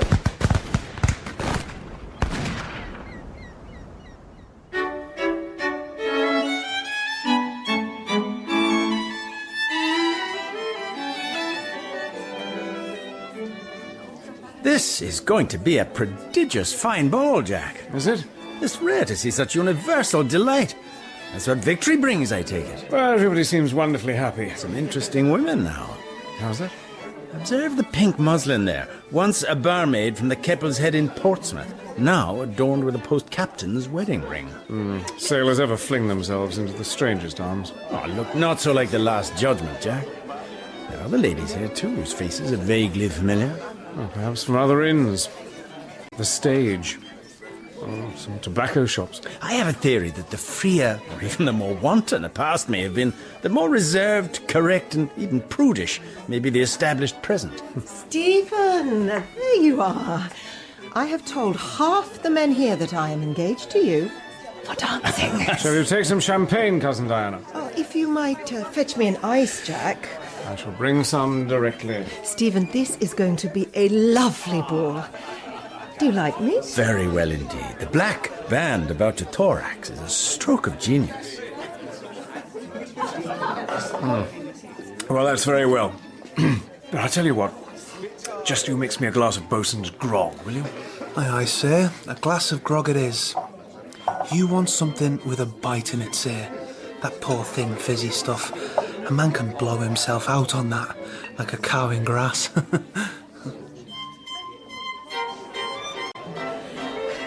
Maturin, you dance quite beautifully. Are you surprised, my dear? I am very happy. Everybody seems wonderfully happy. Everybody except poor Jack. Who is that very handsome man, Admiral? Over there, by the window. That is Captain Aubrey, Miss Smith, one of our best frigate captains. Should you like me to introduce him? Oh, if you please, Admiral, my dear. Pleasure is all mine, ma'am. Aubrey! Oh, good evening, sir. Fine ball. Aubrey, may I introduce Miss Smith? Captain Aubrey, ma'am, late of the Leopard. You were on board of the Shannon, sir, were you not? I was, ma'am. Must forgive me, Miss Smith. I have promised Lady Harriet. How proud you must be of your victory, Captain Aubrey. Oh, the victory is Philip Brooks, ma'am, not mine. But you are both captains. I was a passenger, ma'am. A person of no consequence. I am sure you are being too modest, sir. I am certain you rushed aboard, the Chesapeake sword in hand, cut, thrust, parry. Not so? Well, I did venture upon their deck for a while. There. I knew it. But the victory was Brooks, and his alone. Then let us drink to his health. Captain Brooke and victory. Brooke and victory. That woman is making me quite indignant. What woman? Seducing poor Aubrey is like taking pennies from a blind man's hat. Well, let's hope he enjoys it. He seems to. See him, beaming all over his face and figuring away like a young buck. They are making themselves very conspicuous. Certainly she seems unusually complacent. She is a wrong-un. A wrong-un, Villiers? I know Amanda Smith from India when I was a girl. She came out with a fishing fleet. Tried too hard there, and she has tried too hard here. The army is pretty cautious when it comes actually to marrying, you know? Not so the Navy? No, not at all, no. Amanda Smith's reputation is now, well, it's not much better than mine. Jack should really take care. Happy, happy, happy pair. None but the brave deserve the fair. Oh, don't you believe it, Maturin? That is a clear head with an eye upon the main chance. Her prey is known to be well off. All the sailors call him Lucky Jack Aubrey. Could you not give him a hint? No, ma'am, I could not. You would not save him from himself? Villiers, I'm not my brother's keeper.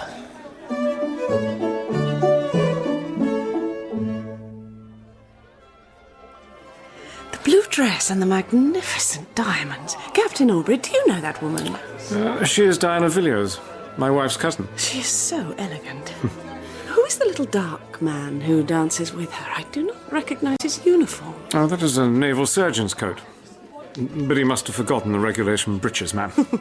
That is Dr. Maturin. They seem very particular. They have danced together near the whole evening. Well, they are engaged to be married, ma'am. Such a fine woman cannot possibly throw herself away on a mere surgeon. Well, no woman could throw herself away on Stephen Maturin. He is my very close friend. We have sailed together for years, and I value him most extremely, ma'am. Then there is more in him than meets the eye. Oh, far more. I do assure you. It is only that she is so very, very elegant. I cannot tell you how I admire beauty in a woman. Oh, I too, ma'am. And I am very happy to have a most perfect example as my partner. Oh, fine. Captain Aubrey.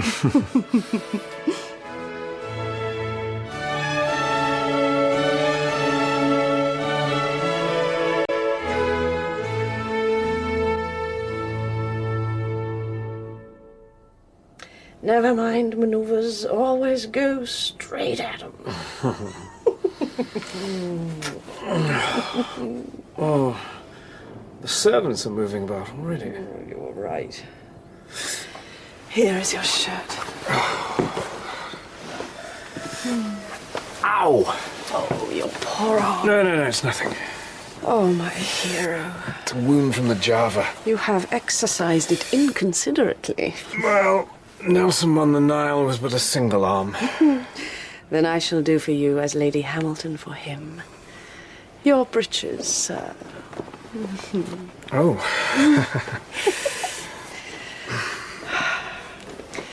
You must go by the garden gate. It is only bolted. I will leave it open again tonight. Goodbye. You look as though you'd found the fountain of youth, brother. Well, a morning walk does set you up amazingly. That and letters from home, at last. Ah, it's all well there. Oh, yes. Sophie sends you her dear love in every letter. Oh. George is breeched, and the girls are learning deportment and French. French, of all things. Had she received any of your letters from Boston? 2. And that good fellow Chad's travelled down to tell her all about Java and Constitution. He was very tactful about my arm. You'll have to make sure it is better by the time she sees it, or she might think that you'd been in battle of some kind. Captain. We have but a few more days. Captain Brooks' dispatch will certainly be sent by the diligence packet the moment it is written. News that will be infinitely welcome to government. And happy the man that carries it. But day after day she lies at single anchor, and still poor Brooks' dispatch remains unwritten. Yes, his wound is grave. It would be very wrong to urge him to write yet. It would be cruel. Well, I dare say something will be fadged up if you don't recover in a day or so. They must be on fire to send the news home. I know I am. And the diligence is a right flyer. Lady to see you, sir. Oh, my God, it's Miss Smith. She follows me everywhere. A goddamn stern chase. Stephen, may I make use of your bedroom? Diana! My dear, you look blooming. I am glad of it. We are to sail directly, Stephen. I have it as a great secret that Captain Brooks' dispatches have been written up. Fadged up. They are to go off at once, and we are to go with them. Are we, by God? Jack! How do you do? I heard your voice and thought I would just give you a good day before going out. You look very well, Diana. Peaches and cream ain't in it. Thank you, Jack. I shall step around and ask for orders for the diligence. Pull across to her and make sure we get decent berths. Lose not a minute, then. I shall not. Cousin?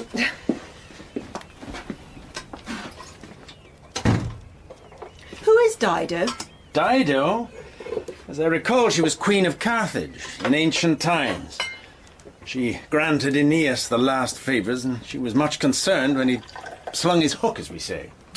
So Amanda Smith is right. How's that? I could have told her how it would end. I'm sure that would have been a great satisfaction to you, Villiers. Oh, how Jack could be so simple, I cannot tell. Oh, how I despise a woman who cannot take a tumble without flying into hysterics. I shall be a second Dido. Really, upon my honour. A girl like Amanda Smith? What is this? It's technically known as coffee. Ground acorns and roast barley, infused in tide water. Oh, it is foul. Have you nothing else to drink, Stephen? Rum only. And that is the very last thing for you. Straight-lacing, too, is to be avoided. And tobacco. No spirits. You knew? It is still before 12. I am well with Father Costello, who'll pronounce the conjugal without any difficulty. I love you dearly, Stephen. If ever I were to ask a man's charity, it would be yours. My dear, you exaggerate the importance of this. I cannot marry a man when I am in child by another. I believe you are aware that I'm myself a bastard. It's a cruel thing to entail upon a child. I'm sure it is, Stephen. You understand these things. You are a physician. No. No. My whole function is to preserve life, not to take it away. I cannot bear it. The oath I have sworn.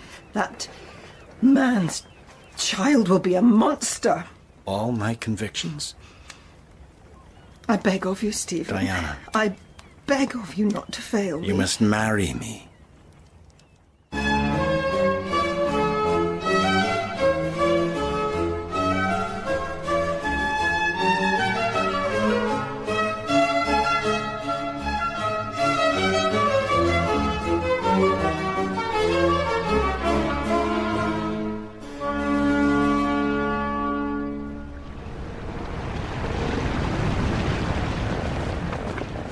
Diligence, off Cape Sambro, 44 degrees, 27 minutes, 37 seconds north. 63 degrees, 35 minutes and 4 seconds west. Liberty still lying at 4 miles on the starboard quarter. The people variously employed, course east-northeast, 8 knots under all plain sail. What do you see, Tom? Well now, Dad, I believe I make out another sail. Pull down, with 2 or maybe 3 points abaft the beam. 'Tis cruel hazy there in the eye of the sun. It's maybe an ice mountain. What away to leeward, Tom? Nothing to leeward, Dad. And north I see clear to the horizon. Thanks be. You're glad, Mr. Douglas? I'm right glad, sir. We shall outrun them. I said we should go south, about Sable Island. With the Liberty there on our starboard quarter, and this other vessel beating up to leeward if he could, they would have pinched us like a lobster claw. You think they had intelligence of your sailing? Bless you, Captain Aubrey. In Halifax, you can scarce piss against a wall without the Yankees know it next day. I just happened to remark in the King's Head that I should be going south. Well, were you not then altogether surprised to find them waiting for you? No, sir, I was not. Not Liberty at all events. Mr. Henry there, he has laid for me many and many a time. He hopes to come up from leeward and carry us by boarding. Right enough. Liberty lies uncommon close to the wind. Aye, and she sails uncommon full, but we shall sail the swifter. This is my own ship, sir, my own diligence, and I love her like her daughter. And she can run. The other then? If she is what we think? Her presence does surprise me, sir, in truth. Your Yankee privateers never hunt in pairs without there's a proper prize. I doubt we are worth it. But we carry news of our only victory. We should be a feather in their caps. To be sure. And one in the eye for King George. Well, it don't hardly answer the expense, sir. Say, 100 men aboard each, at American rates of pay, all eating their heads off, to say nothing of the wear and tear, and the clawing you may get in the last moments before boarding. And I believe you could give him a rare old clawing, Mr. Douglas. So I shall, if ever he manages to come alongside. You could, take the liberty, as one might say. Hmm?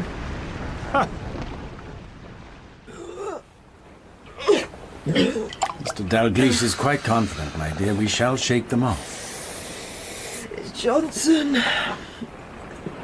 It seems that these schooners were lying on the course we were expected to take. Their presence appears hardly to have been the effect of hazard. Of course it was not. Johnson is perfectly capable of hiring privateers to get us back. I really do not believe you need to feel concerned. Here. Laudanum. Drink. He would do anything. We spend money like water, move heaven and earth to get hold of me. Do you flatter yourself? I do not. Perhaps not. But we're a great way ahead of them. And my diamonds, they are all I have. Mr. Dalglish assures me that we shall meet with fog upon the banks, where they can neither see nor follow us. Stephen, I shall never escape from him. Well, I shall be heartily glad of the fog. He shall never have my diamonds, not as long as there is breath in my body. Sleep. Sleep now, my dear. No, by God, he shall not have them. You've been in the rigging. We've been changing the beckets for grommets, man-o'-war fashion. You've not been taking care of your arm, Jack, and shirt sleeves. There's madness in this cold. We must have every fraction of every knot out of the Diligence. No fog on the Grand Bank, despite all normality. No refuge. And see, Liberty has spread drabblers now, boomed out on either side. I've never seen that before with such a rig. And what, pray, does that mean? It means she's in a hellfire hurry. I've never seen the like. Not since war was declared. Man would think we were ballasted with gold, they want us so much. Tom! Joe! Four topsails! Get aloft! All hands! All hands! All hands!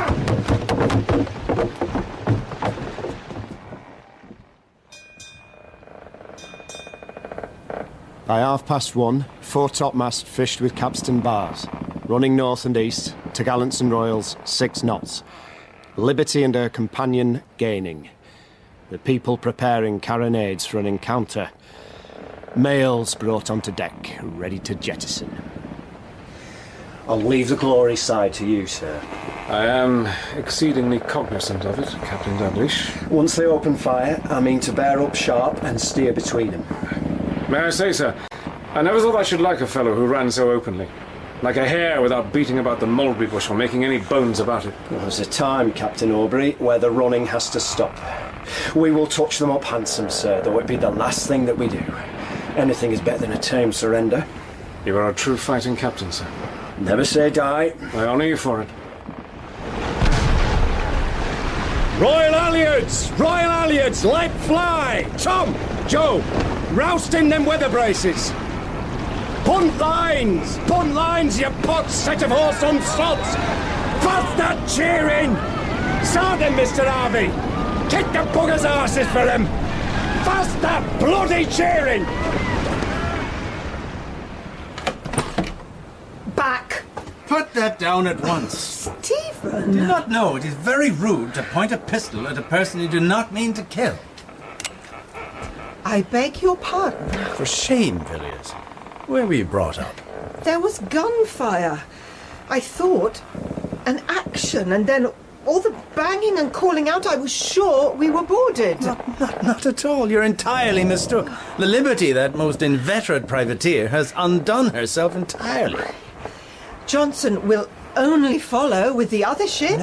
No, be easy, my dear. Liberty ran upon ice and sank not 5 minutes since. The other is making for home, loaded like Noah's Ark with survivors.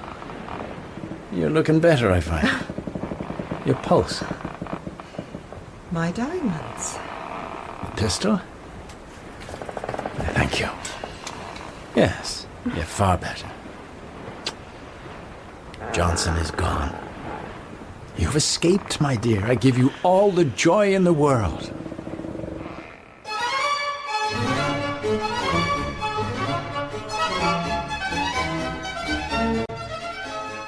In The Fortune of War by Patrick O'Brien, dramatised for radio by Roger Danes, Captain Jack Aubrey was played by David Robb, Dr. Stephen Maturin by Richard Delane, Diana Villiers, Candida Benson, Captain Philip Brooke, Peter Forbes, Ponticane, Nick Underwood, Henry Johnson, Struan Roger, Amanda Smith, Emma Handy, Major Beck, Don Gillet, Admiral Colpoys, Tony Turner, Lieutenant Charles Falconer, Cameron Percival, and Midshipman Edgar Bartholomew by Lewis Bray. All other parts were played by the cast. The Fortune of War was a BBC Scotland production directed by Bruce Young.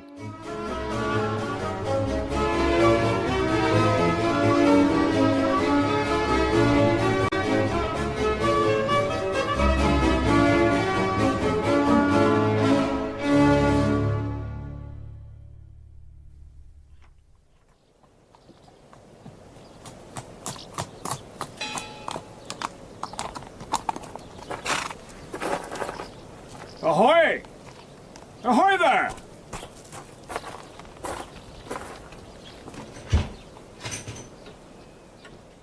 Is there anybody within? Hey there! Jack? Jack! Oh, Sophie, sweetheart. Oh, Jack! I'm so glad to have you home.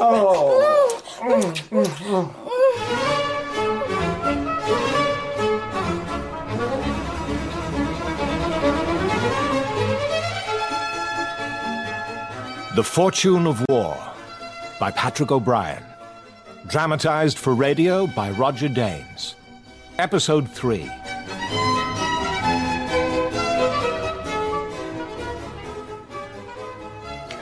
And is it true? Is there any more bread, my love? Is what true? That the Shannon took the Chesapeake? There was a rumour this morning by the postman. Perfectly true, thank God. As neat an action as you could wish. 15 minutes from the first gun to the last. Stephen and Diana and I were aboard. Dear Stephen, how is he? Well, still in Portsmouth. There's, some difficulty about Diana. There's always difficulty about Diana. Well, this is about her being an American. Stephen and I have gone bail for her that she don't wander off. 5,000 apiece. Do eat some more ham, my darling. You are dreadfully thin. Which will be damned expensive if she do sling her hook. Not that she will. She and Stephen are to be married at last. No. Yes, I was astonished too. Perhaps it will be for the best. Well, he has longed for her, you know. These many, many years. How I hope they may be happy. I have obliged you in everything, Stephen. Only one glass of wine at dinner, no tobacco at all, not even snuff. You have been incredibly good, Villiers. You wouldn't light a cigar, would you, and give me just a waft? Well, I might. Shall we sit? Do you have anything of my release? I'm to London in the morning. The idea of getting out of this revolting place. And thence to Paris, to the Institut, to deliver myself of a scientific address. Oh, light your cigar, for God's sake.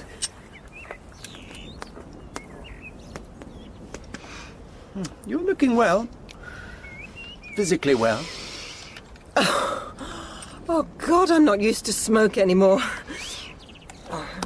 I cannot live in England, Stephen. A creature of your social temper. Tales, Maturin, tales of what happened in India. I can only guess what it will be like when the gossip starts to come back from Nova Scotia. Inconveniences that you may do away with. Portsmouth is hard enough now. Imagine London in a few weeks' time. Diana Villiers with a great belly and no husband. Well, as Mrs. Maturin... I will be damned to hell before I marry a man when I am enchild by another. You have said so. You would not rid me of it when I asked you. No. And you promised. Then respect my wishes. Respect mine. I ordered a fire as soon as ever your message came through. You always were a chilly mortal. I must beg your pardon, Sir Joseph, for asking to meet you at your home. Oh, dear Maturin, not at all. No, please, take a seat. I've been away so long that I no longer know how things go at the Admiralty. I collect there have been many changes. Some are gone. Some very able new young men have replaced them.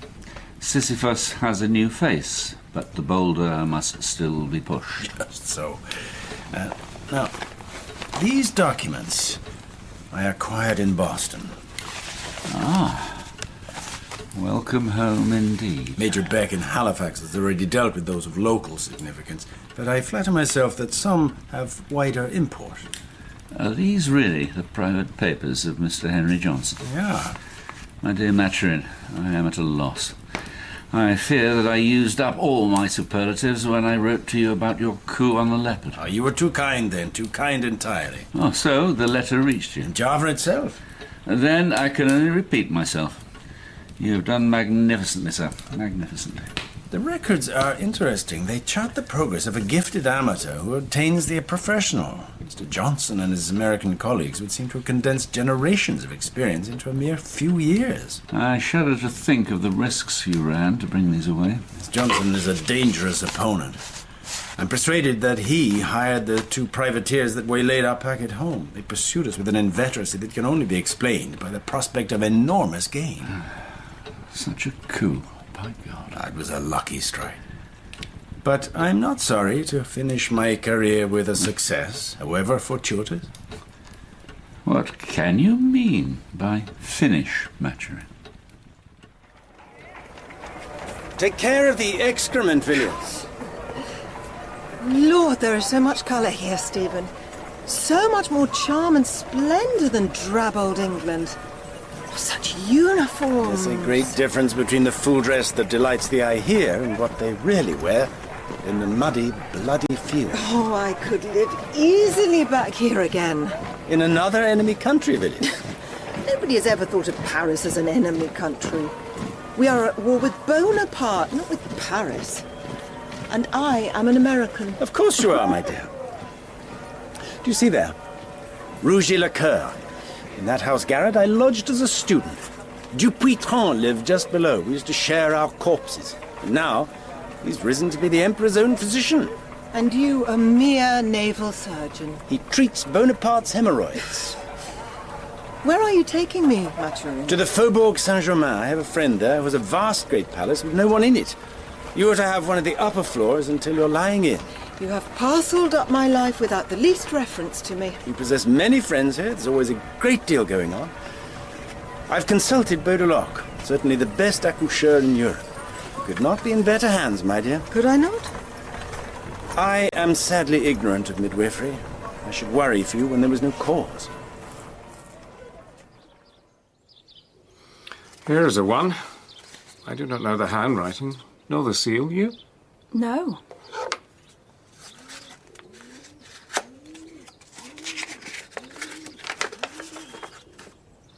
My hero.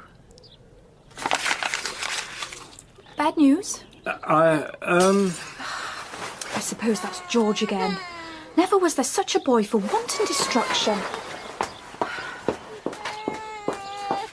George! George! What have you done?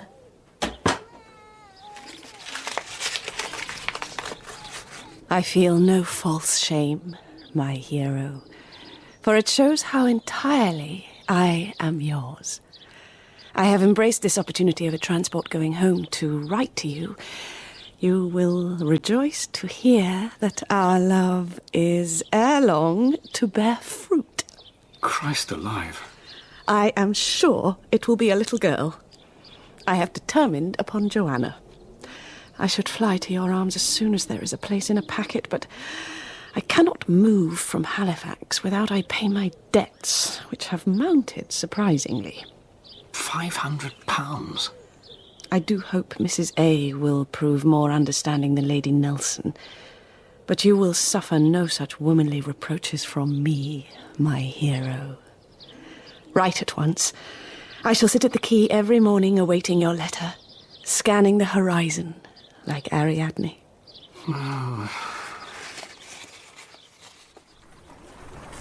You did splendidly, Mathurin. I could hear every word, and I understood many of them. Was it not very far from brilliant? Pray do not be so absurd.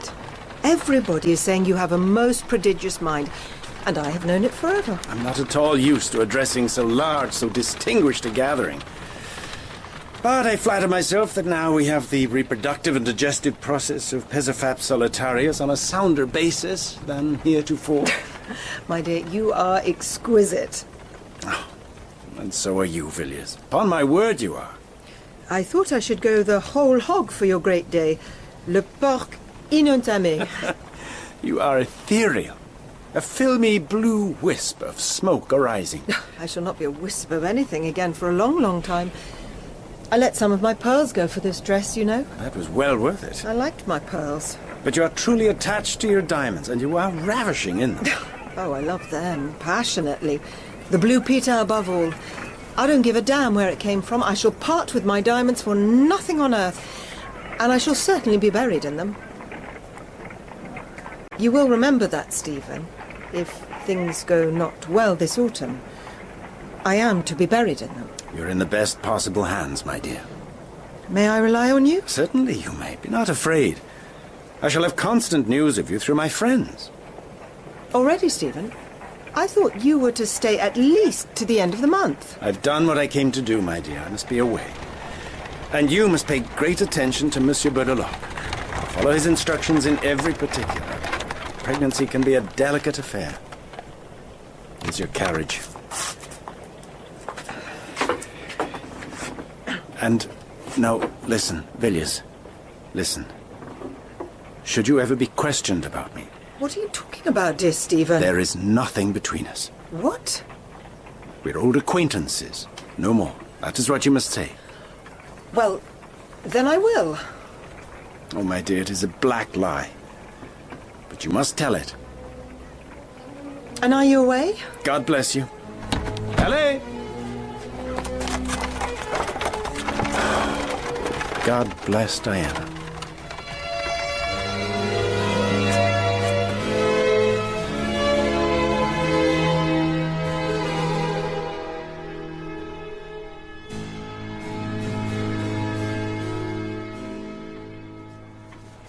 Now, sir, I wish to advert to your late action with the Vaxham hide.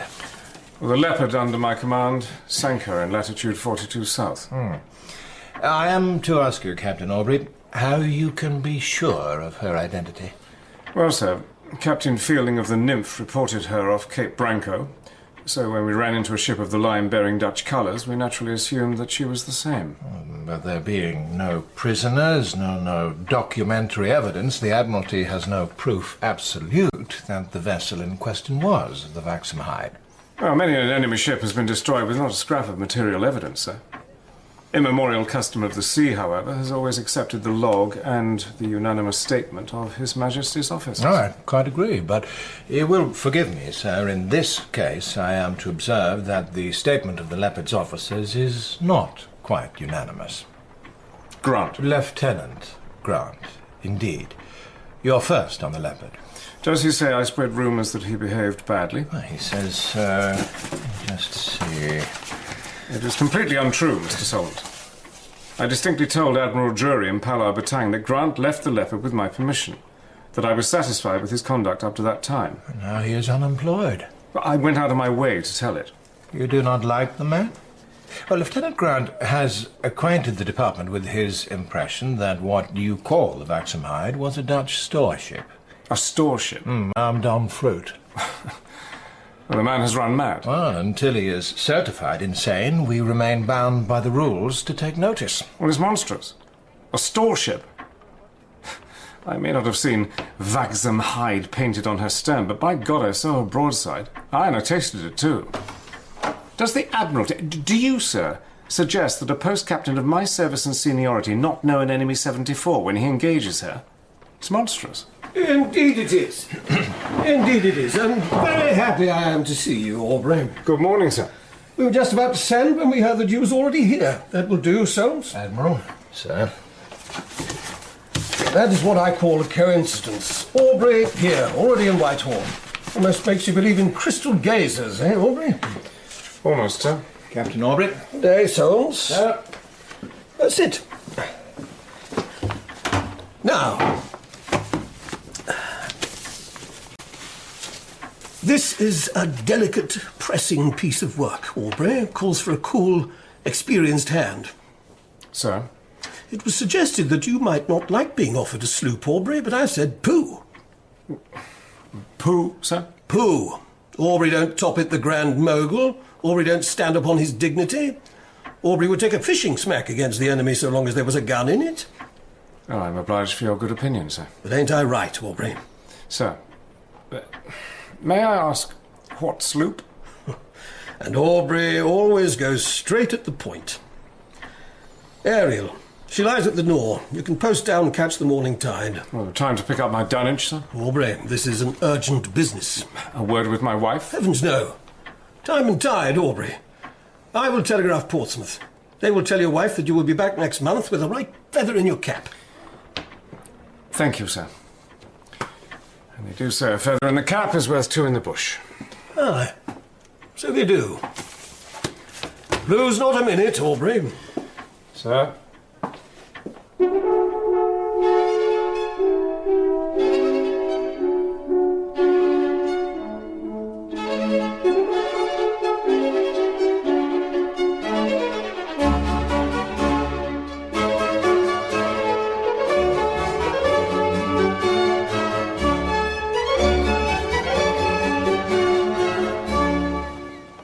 Ariel, 51 degrees, 26 minutes and 51 seconds north, 0 degrees, 44 minutes and 50 seconds east. Calm, slack water. Course, east by northeast, 5 knots. Gentle breeze. At 7:30, exercise the great guns. Shall we get in a fourth, Mr. Hyde? Find your gun! We can try, sir. No, 3 is enough. How's your guns? How's your gun? That is the Admiralty practice allowance gone for the next 8 months. A creditable exercise, Mr. Hyde. Thank you, sir. Come up the sheets half a fathom, Mr. Grimman. Hey, clubs! Up the sheets, half a fathom it is, sir! And belay that slab line. Aye, sir! Belay the slab line there!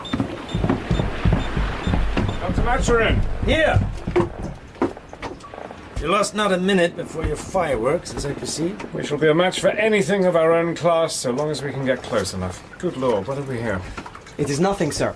I feel nothing. Well, the blood running down your face suggests you do. Lieutenant Jalliello has struck his head against the low beam there. The Ariel is an unrated ship. One must always watch out for low beams in such a craft. I endeavour to remember, sir. A shocking blow it was, indeed. Should you care for some grog? Thank you, no. And you'll survive, Jalliello. Could happen to anyone. I suggest you lie down, allow the wound to close. There'll be no great disfigurement, I'm sure.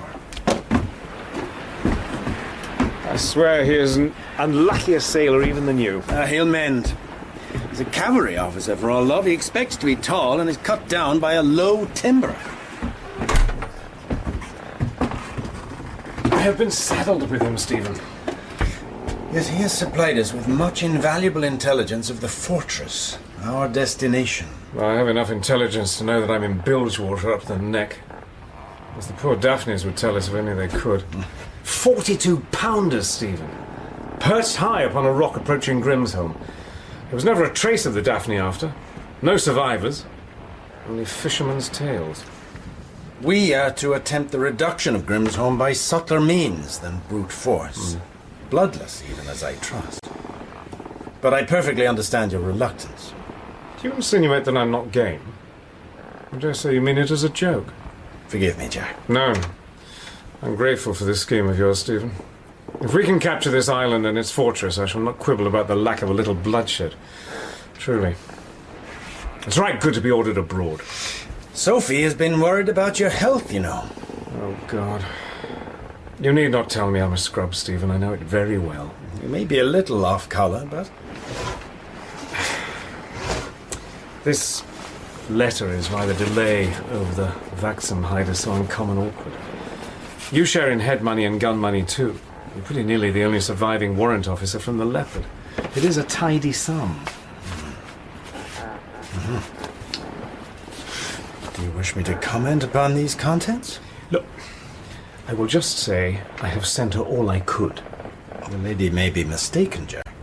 Do you mean to be kind? I do not.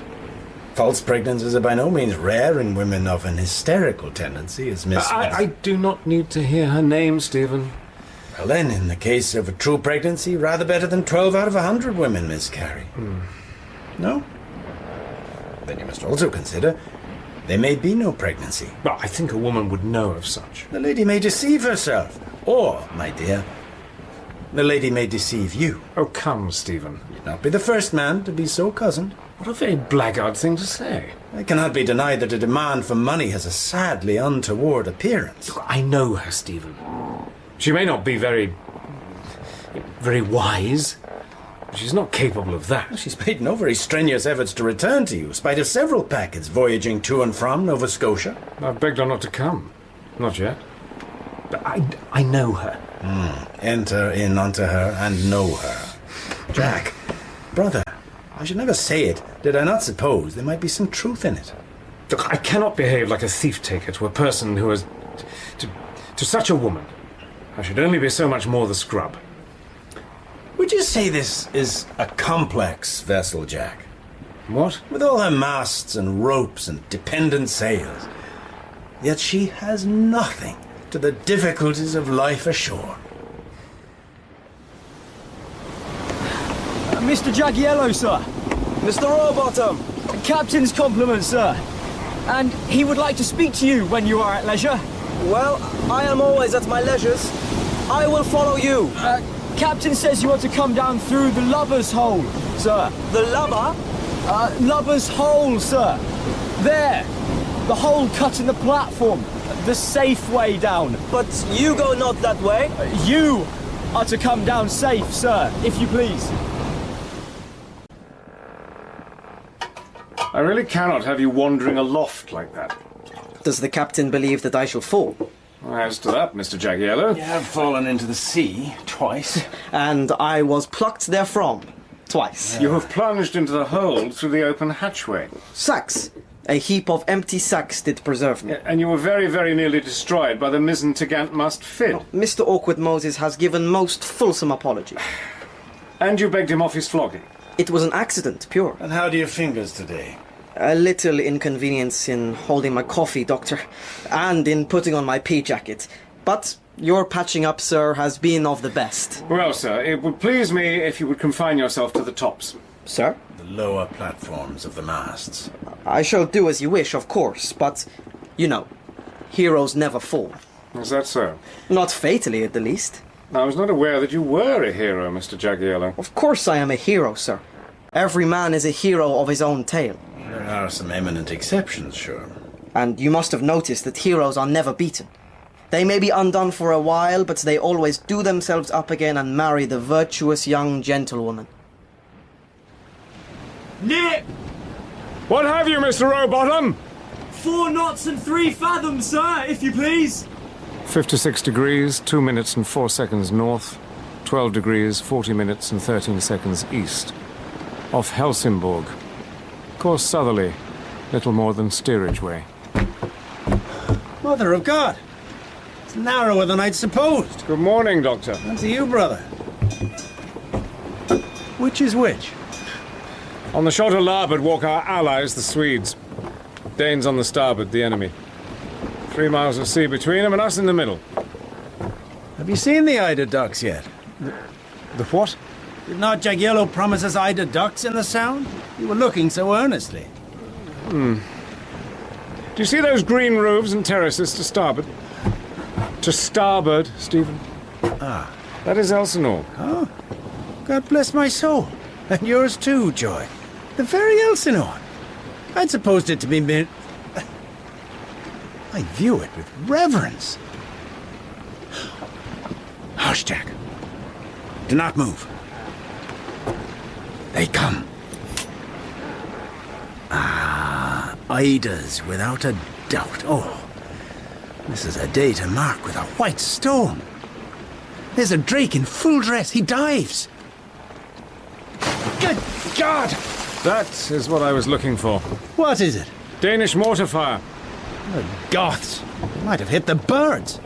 Tolerably good practice. Ah, these Danes. Always been a shameless people.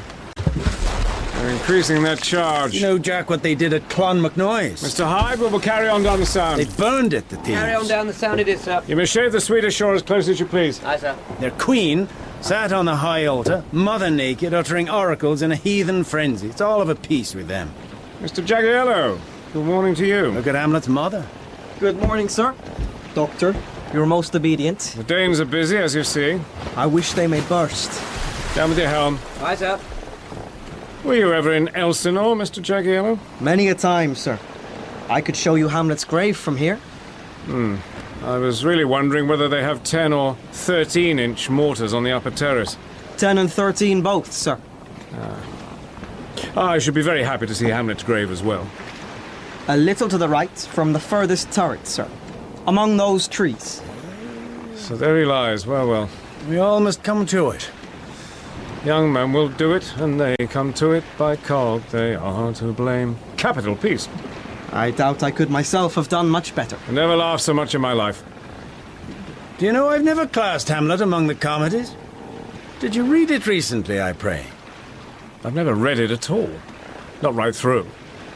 But it all ended unhappily, I collect. So it did, too. The pity of the world.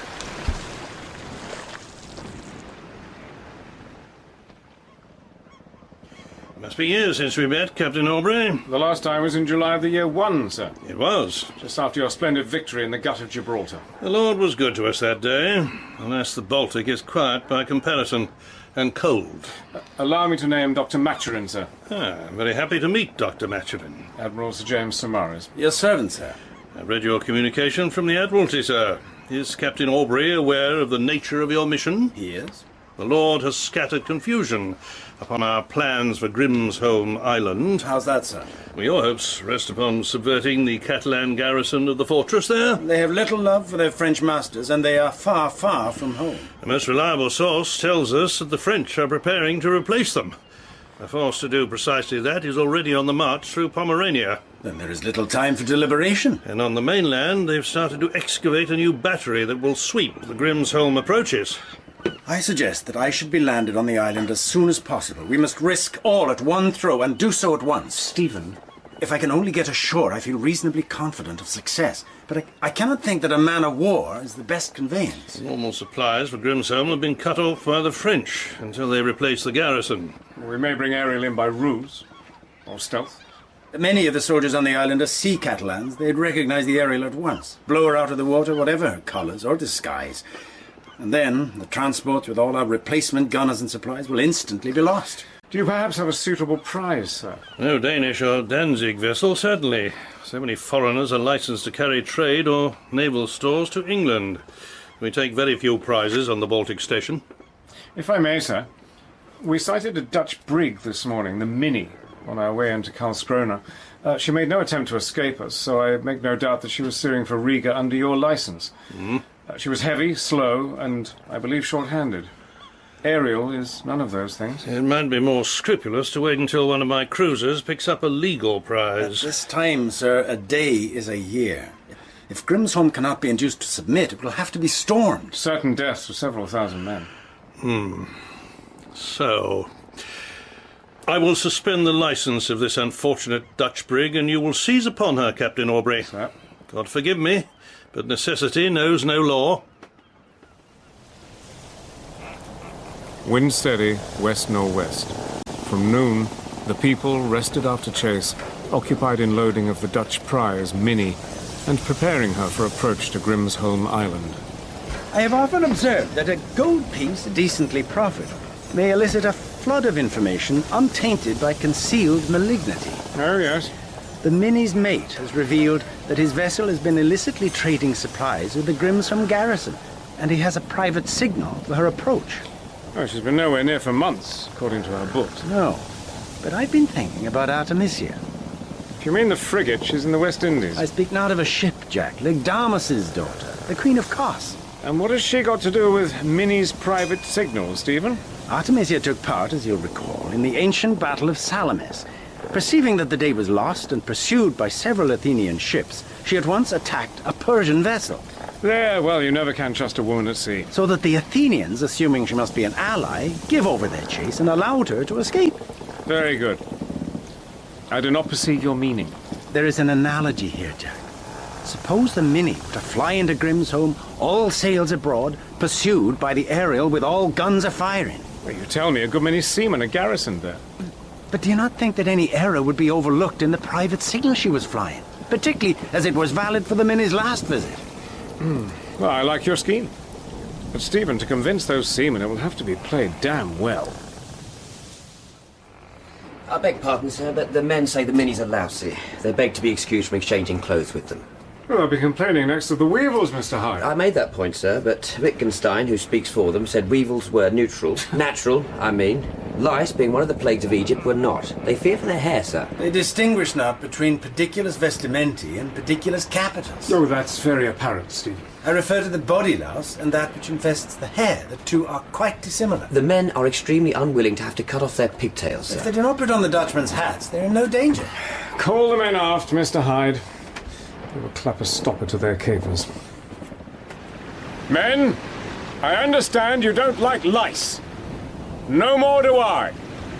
But to get into Grimsholm under the enemy's guns, you have to look like sloppy Joes, not like man-o'-war's men. We have urgent business. I'm sorry for it, but it is in the line of duty. Now, a very learned gentleman has told me that these are but innocent lice. Have no fear for your pigtails. They go only for your body, never your hair. These are pediculo vestimento, and not in any wise pediculo capito. Two quite different kettles of fish. Vestments and caps. And 1 and 4pence a day extra for each man who plays a Minnie's part. Dismiss the hands, Mr. Hyde, and let us carry on. Dismiss! And to your stations! 55 degrees, 28 minutes and 21 seconds north, 17 degrees, 19 minutes and 31 seconds east. Course, south by southeast. At 11:30, the Minnie's prize crew preparing to chase into Grimsholm. I have never eaten enough caviar. It is rum stuff. But put to sea without stores or loss of a minute, one must eat what one can take. It's nearly time. We must be chasing long before the island sees us. Here is my dear love to you, Stephen. And to you, brother. Now, before I go aboard the Minnie, if I succeed, I shall hoist the Catalan flag from the fortress. You know the Catalan flag, I'm sure. Well, it's yellow with 4 bloody stripes down it. If you see it... When I see it. Very well. You must bring in the transports, of course. Our gunners must quickly take up the posts vacated by the garrison. The fortress must be secured as soon as may be. But first, Jack, you must come in yourself, with Ariel flying the same Catalan flag in some place of honourable distinction. Yellow Jack with stripes as the spare pennant. I'll have the sailmaker run up 6 of them. Just so. And I beg you'll salute the fortress with all the guns proper for such a place, or even more. I understand Catalan pride. Colonel Dullestret is the garrison's commanding officer, and my godfather. He's a Catalan nobleman of great valour, who I hope and trust will turn his coat, his men, and his fortress over to us. You're pleased to receive him with all the ceremony due to such a man. Stephen, if you take this island, I will give your godfather the full 21-gun royal salute.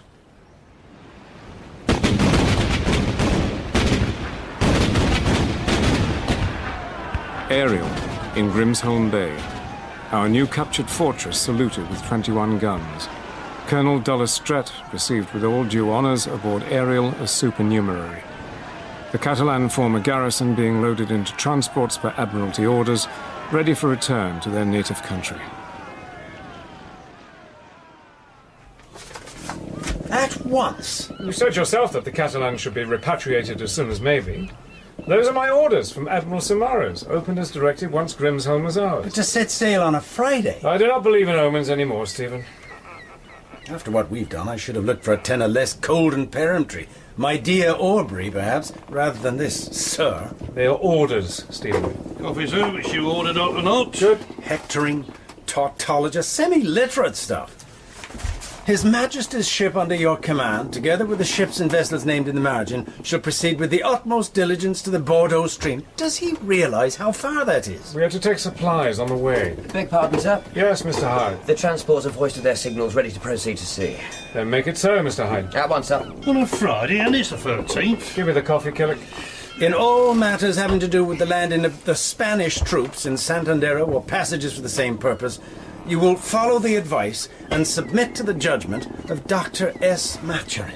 Killick, this coffee has been boiled. Bollocks it has. Spanish troops, forsooth. A man of any spirit would be more inclined to toss S. Maturin into the sea than ask his advice after this pompous fustian. Sir, may I? Mr. Jaggiello, good morning. Should you care for some infamously boiled coffee? I will not, sir, I thank you. You blush, Mr. Jaggiello. The fact of the matter is, I am in possession of an embarrassment. I have found a woman in my bed. Remarkable. Killick, stop it. Yes, sir. I found her there just now when I went to my cabin. What had you been doing all night, Mr. Jaggiello? I've been in the gunroom, Doctor, playing at cards with the Catalan officers. Colonel Dullestret has given me his note of hand, for I was winning. Where did she come from? I do not know, sir. She has the hands of a garrison cook and speaks only a Spanish that I do not know. Catalan. Do I surmise that this woman is not wanted on the voyage? Oh, no, sir. Not at all. Killick, pass the word for Mr. Fenton. Have him lower down the gig. Mr. Fenton, gig, go on, sir. The lady can cook for His Majesty's garrison, Mr. Jaggiello. You must signify to her that she is to be over the side in 2 minutes. If you please, sir, I would rather not. It will take very long. Well, there is not a moment to be lost. It will seem so unkind. Tears, you know, and reclamations. Well, nevertheless, a man of war is no place for women. And they bring bad luck. Say you that believes not in omens anymore. I never did invite her, upon my honour. Gigs are ready in, sir. Shall I take Mr. Jaggiello to see off the cookie now? Make it so, Mr. Jaggiello. You need to have a care of the ladies, Mr. Jaggiello, and yourself. You come along, you now, sir. I begged of her to go away, Killick, but she would have my bed, come who may. That is a very curious thing. What is? Jaggiello and women. You cannot understand what they see in him. Well, he is a good fellow, to be sure. But a boy only. They swarm to him like privateers to bullion. And he runs from them. Oh, do we not all run from amorous women, Jack, in our season? Even you. 56 degrees, 55 minutes and 42 seconds north. 11 degrees, 25 minutes and 41 seconds east. Heading west-northwest. Wind southerly, squally rain. Well, Mr. Hyde, we have not lost the convoy yet. We shall soon have our proper blow, sir, and I hope it will carry us all clear of Jutland and into the North Sea. You cannot set sail of a Friday the 13th without you have a blow. And a woman on board into the offer? The bargain, I mean? Well, the glass is dropping. Even if it were not, sir, a Friday is always a Friday. I'm done with omens. Touch wood. But a falling glass is another kettle of fish. Your glass is scientific. Sir, by your leave. What's amiss, Mr. Grimmond? I'm very sorry, sir, but after reported the timepiece is broke. Broke? I dropped it on the deck, sir. And now its works are all aboard, sir. The unluckiest fall that ever was. Stephen, will you lend me your watch? Well, you're welcome to it, sure. It's admirably calculated for the taking of a pulse. Damn thing has happened. The ship's timepiece is broke. Well, what's wrong with the other chronometers? There ain't any other chronometers. The Admiralty provides only one, and we sailed in such haste that my own are still at Ashgrove. Pinch penny Admiralty. Here, then. You'll be using it for finding the latitude. Well, to tell you the truth again, Stephen, most seamen rely upon the sextant for latitude. The timekeeper is more for the other thing, east and west. Of what? Well, of Greenwich, naturally. For which the use of a timepiece. There must be a logic in it. You carry exact Greenwich time abroad with you. Make accurate observations of local noon. Compare the two, and thus you fix your longitude exactly. A well-tempered chronometer is the sweetest thing. Alas then, my poor friend. What? My severely beautiful brigade here is set to the time of Karlskrona. Not only that, but it loses a minute or so each day. What would that represent? In these waters, an error of some 20 miles, increasing each day. Perhaps we should imitate the ancients and hug the shore. Well, that would mean running down 1,000 miles of enemy coast to Spain, which I ain't going to. How then will we steer? The old uns found the New World, Stephen, and came back again with no more than lead, latitude, and lookout. All will be well, I promise you. Breakers under the lee! On deck there! Breakers under the lee! What? We should have 200 miles of sea room. White water, sir. Broad on the on the larboard beam. Hands about ship! North or west! Hands about ship! Hands about ship! How strangely the floor is sloping. I can sit hardly in my chair. What do you suppose they are about? I cannot tell. The tempest roars, the passenger is a mere helpless parcel. Does not Captain Aubrey seek your advice in such times? Not always. Breakers ahead! Breakers dead ahead! Fill the main course. 1 point to starboard. Fill the main course! Find the mark 3! Find the mark 3! On the deck! Down on the deck!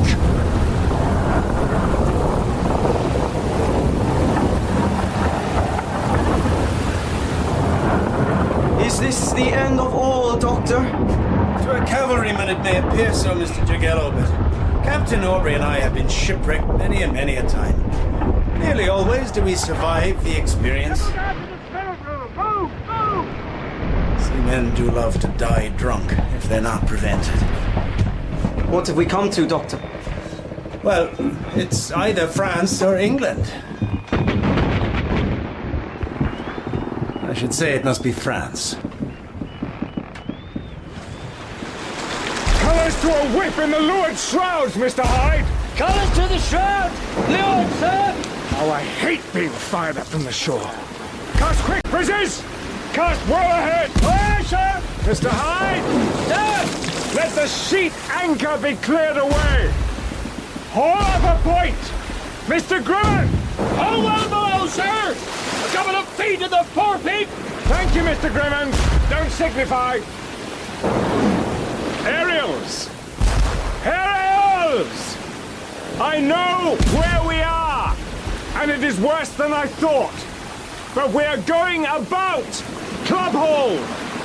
With God's help, we have already passed 2 reefs and countless rocks. We will weather Gripes Point and ride snug in the bay. A mistake, and we drive upon the rocks. Every man is to obey the word on the instant, and we will have the last laugh of these French guns. Fire boss there. Fire them up! That point is very close. Bitters! Fetch a cast far off! Far off, do you hear me? Far off! Lights up! Oh. My God! Sir! Sir! Starboard! All! I mean starboard!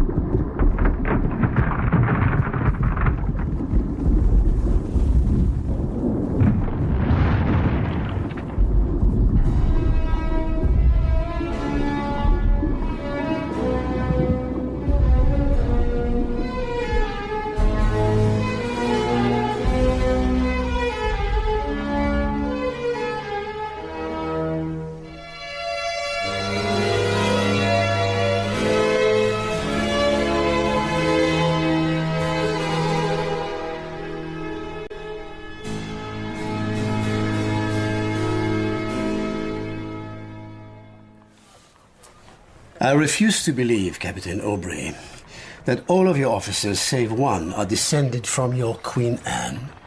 Well, I'm sorry to tell you that Queen Anne is dead, sir. Common decency, therefore, forbids me to make any comment. In 20 years of this war, Captain, many, of Royal Navy ships have been wrecked on our Brittany coast.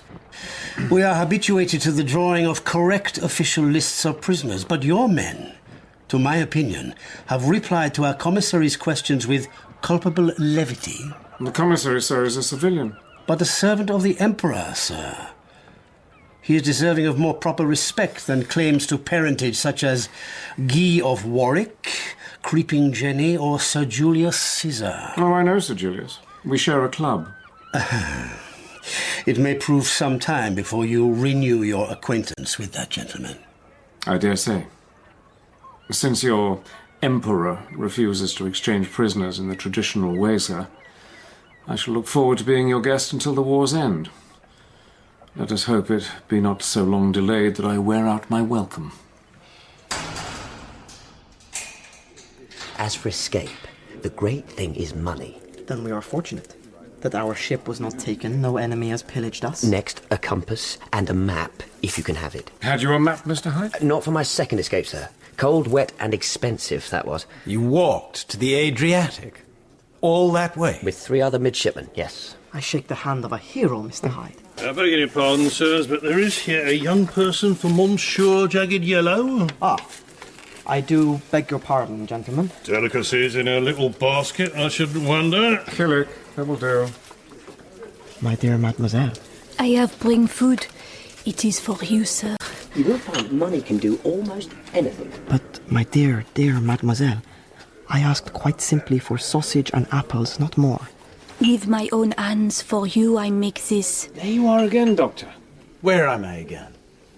But foie gras, here is lobster, strawberry tart. You have need of all your force, sir. Yesterday she brought a thundering great patty with truffles. And a bottle. I am sure it is all wonderfully good, mademoiselle, my dear. But you bring much more than I could ever afford. You may pay me for later, or in some different manner, how you may like. Tomorrow we shall see a wedding cake for his pudding. But how? By note of hand? If you please, sir, I will bring you to the entrance. Sirs, my excuses.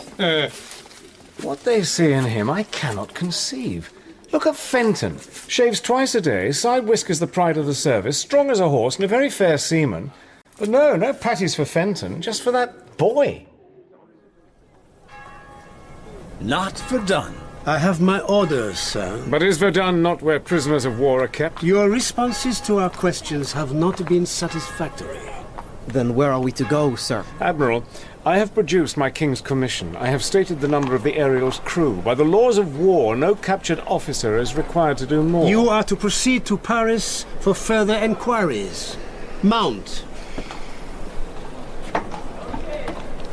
Guarded by a whole troop of horse?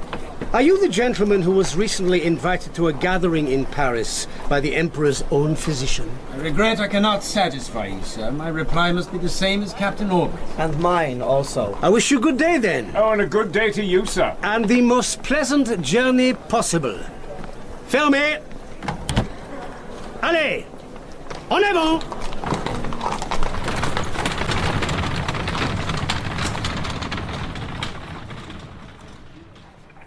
Dr. Maturin, we know perfectly well who and what you are. Well, as to that, sir, I am an officer who is a prisoner of war. Oh, you were not a prisoner of war when you were last in Paris, nor were you here in the character of an officer.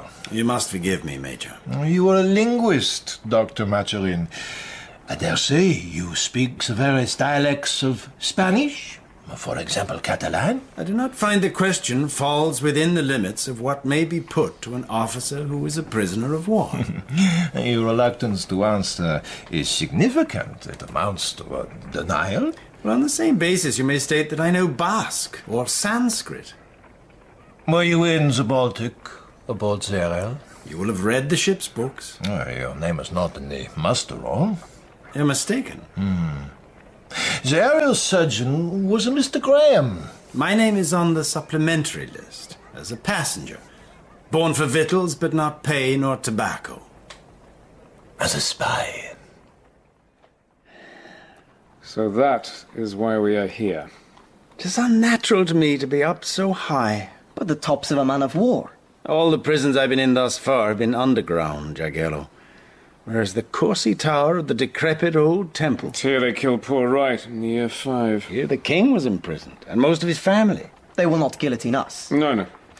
Wright was only a commander, not a post-captain. And I am not unknown in the scientific world. Dictatorships are absurdly sensitive to the very public opinion they so continually outrage. So long as it is known that we are here. And how should that be?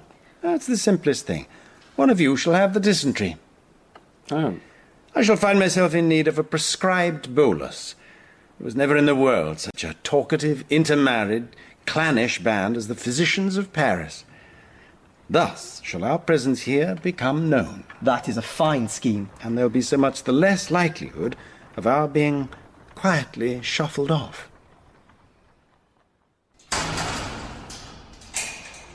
Dr. Maturin, how comes it that a lady should be offering the equivalent of at least $1 million for your release, huh? I am unable to say. Oh. You maintain that neither you nor she is a political agent? Major, can you conceive of any such agent yet weaned who might be capable of so enormous a folly? Well, then what is your explanation for Madame Villiers' attempt at bargain? Only an insufferable coxcomb would reply to that question, sir. Well, it cannot be that such a lady would be enamored of your person. It is improbable, I must confess, but history teems with even less eligible companions. Was it your baby that she lost? Oh, you did not know. Your lady will not save you, Dr. Maturin. I will present you with a witness to what you have done. You have already produced a number of mediocre paid informants, sir. I've grown tired of them, too. You are not tired of this gentleman. He is an American, and he knows you very well. That is the man. I name Stephen Maturin, the thief, the murderer, and the spy. Henry Johnson is in Paris, Jack. He has identified me. Jagiello and I have been working at loosening the cross-stones of the privy. Would it be possible to expedite the matter at all? If I had some snatch blocks. But Jagiello's latest sweetheart has only given us some poor landsman's pulleys. Who is this man Johnson, Doctor? He is an American gentleman. He believes I have appropriated some items precious to him. Amongst them, his woman, her jewellery from him, a diamond of very great price, and his child. He must have a hate of you. The bitterest, the most malign. That he crossed the ocean so to revenge himself. Messieurs, good evening. Jack, do not. Good evening, gentlemen. Pray walk in. We are come to take you, Dr. Maturin. Jack, I beg you. Very well. My companions? Le capitaine Aubry, le Jules Napoleon. Just so. Certainement. They are to come with you. And let us go.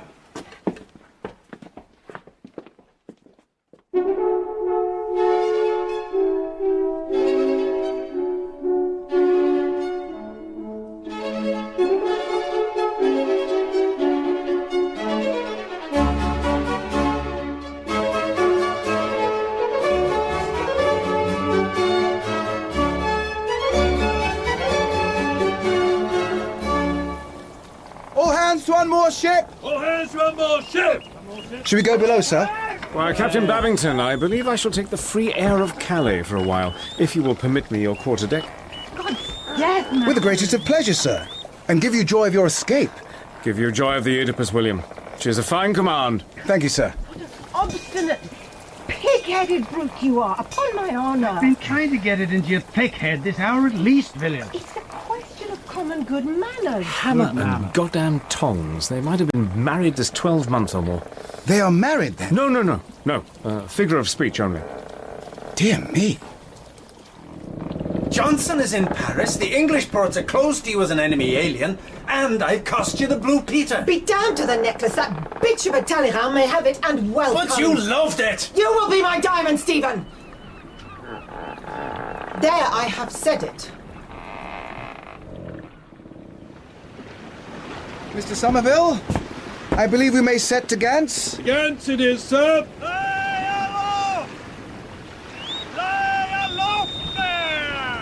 Oh, Mrs. Villiers. How delightful to see you, Ma'am. Mr. Babington. Captain Babington, my dear sir. Cousin Diana, I am so grateful. Proud. Oh, so proud to call you kin. As proud as Lucifer upon my soul. So you know, Jack. That you gave up your great diamond for our release. Damn my soul, if that ain't handsome. God bless you for it, my dear. Captain Babington. Lord Doctor, how very welcome you are. My dear, when do you expect to be in Dover? With this breeze and tide, 2 hours or 3, no more. Then there's not a moment to be lost. I have a service to beg. Well, I shall be only too happy. Whatever it is. Delighted. I desire you to marry us. Do you hesitate, Captain Babington? Is it my reputation? I think I may marry as well as an Amanda Smith. Nay, better. Miss Smith is married? To a great beefy hulk of a marine captain. Lord. You seem happy at the news. Not I. Not in especial. I wish them joy, of course. Oh, my hero. What is this I hear? You marry Dr. Maturin, my friend, sir? Why, yes, I do. William, do you know the drill? Did you not teach your midshipmen, sir? Always be prepared for the unexpected. Why, so I did. Pass the word for my clerk. A prayer book. And break out the champagne!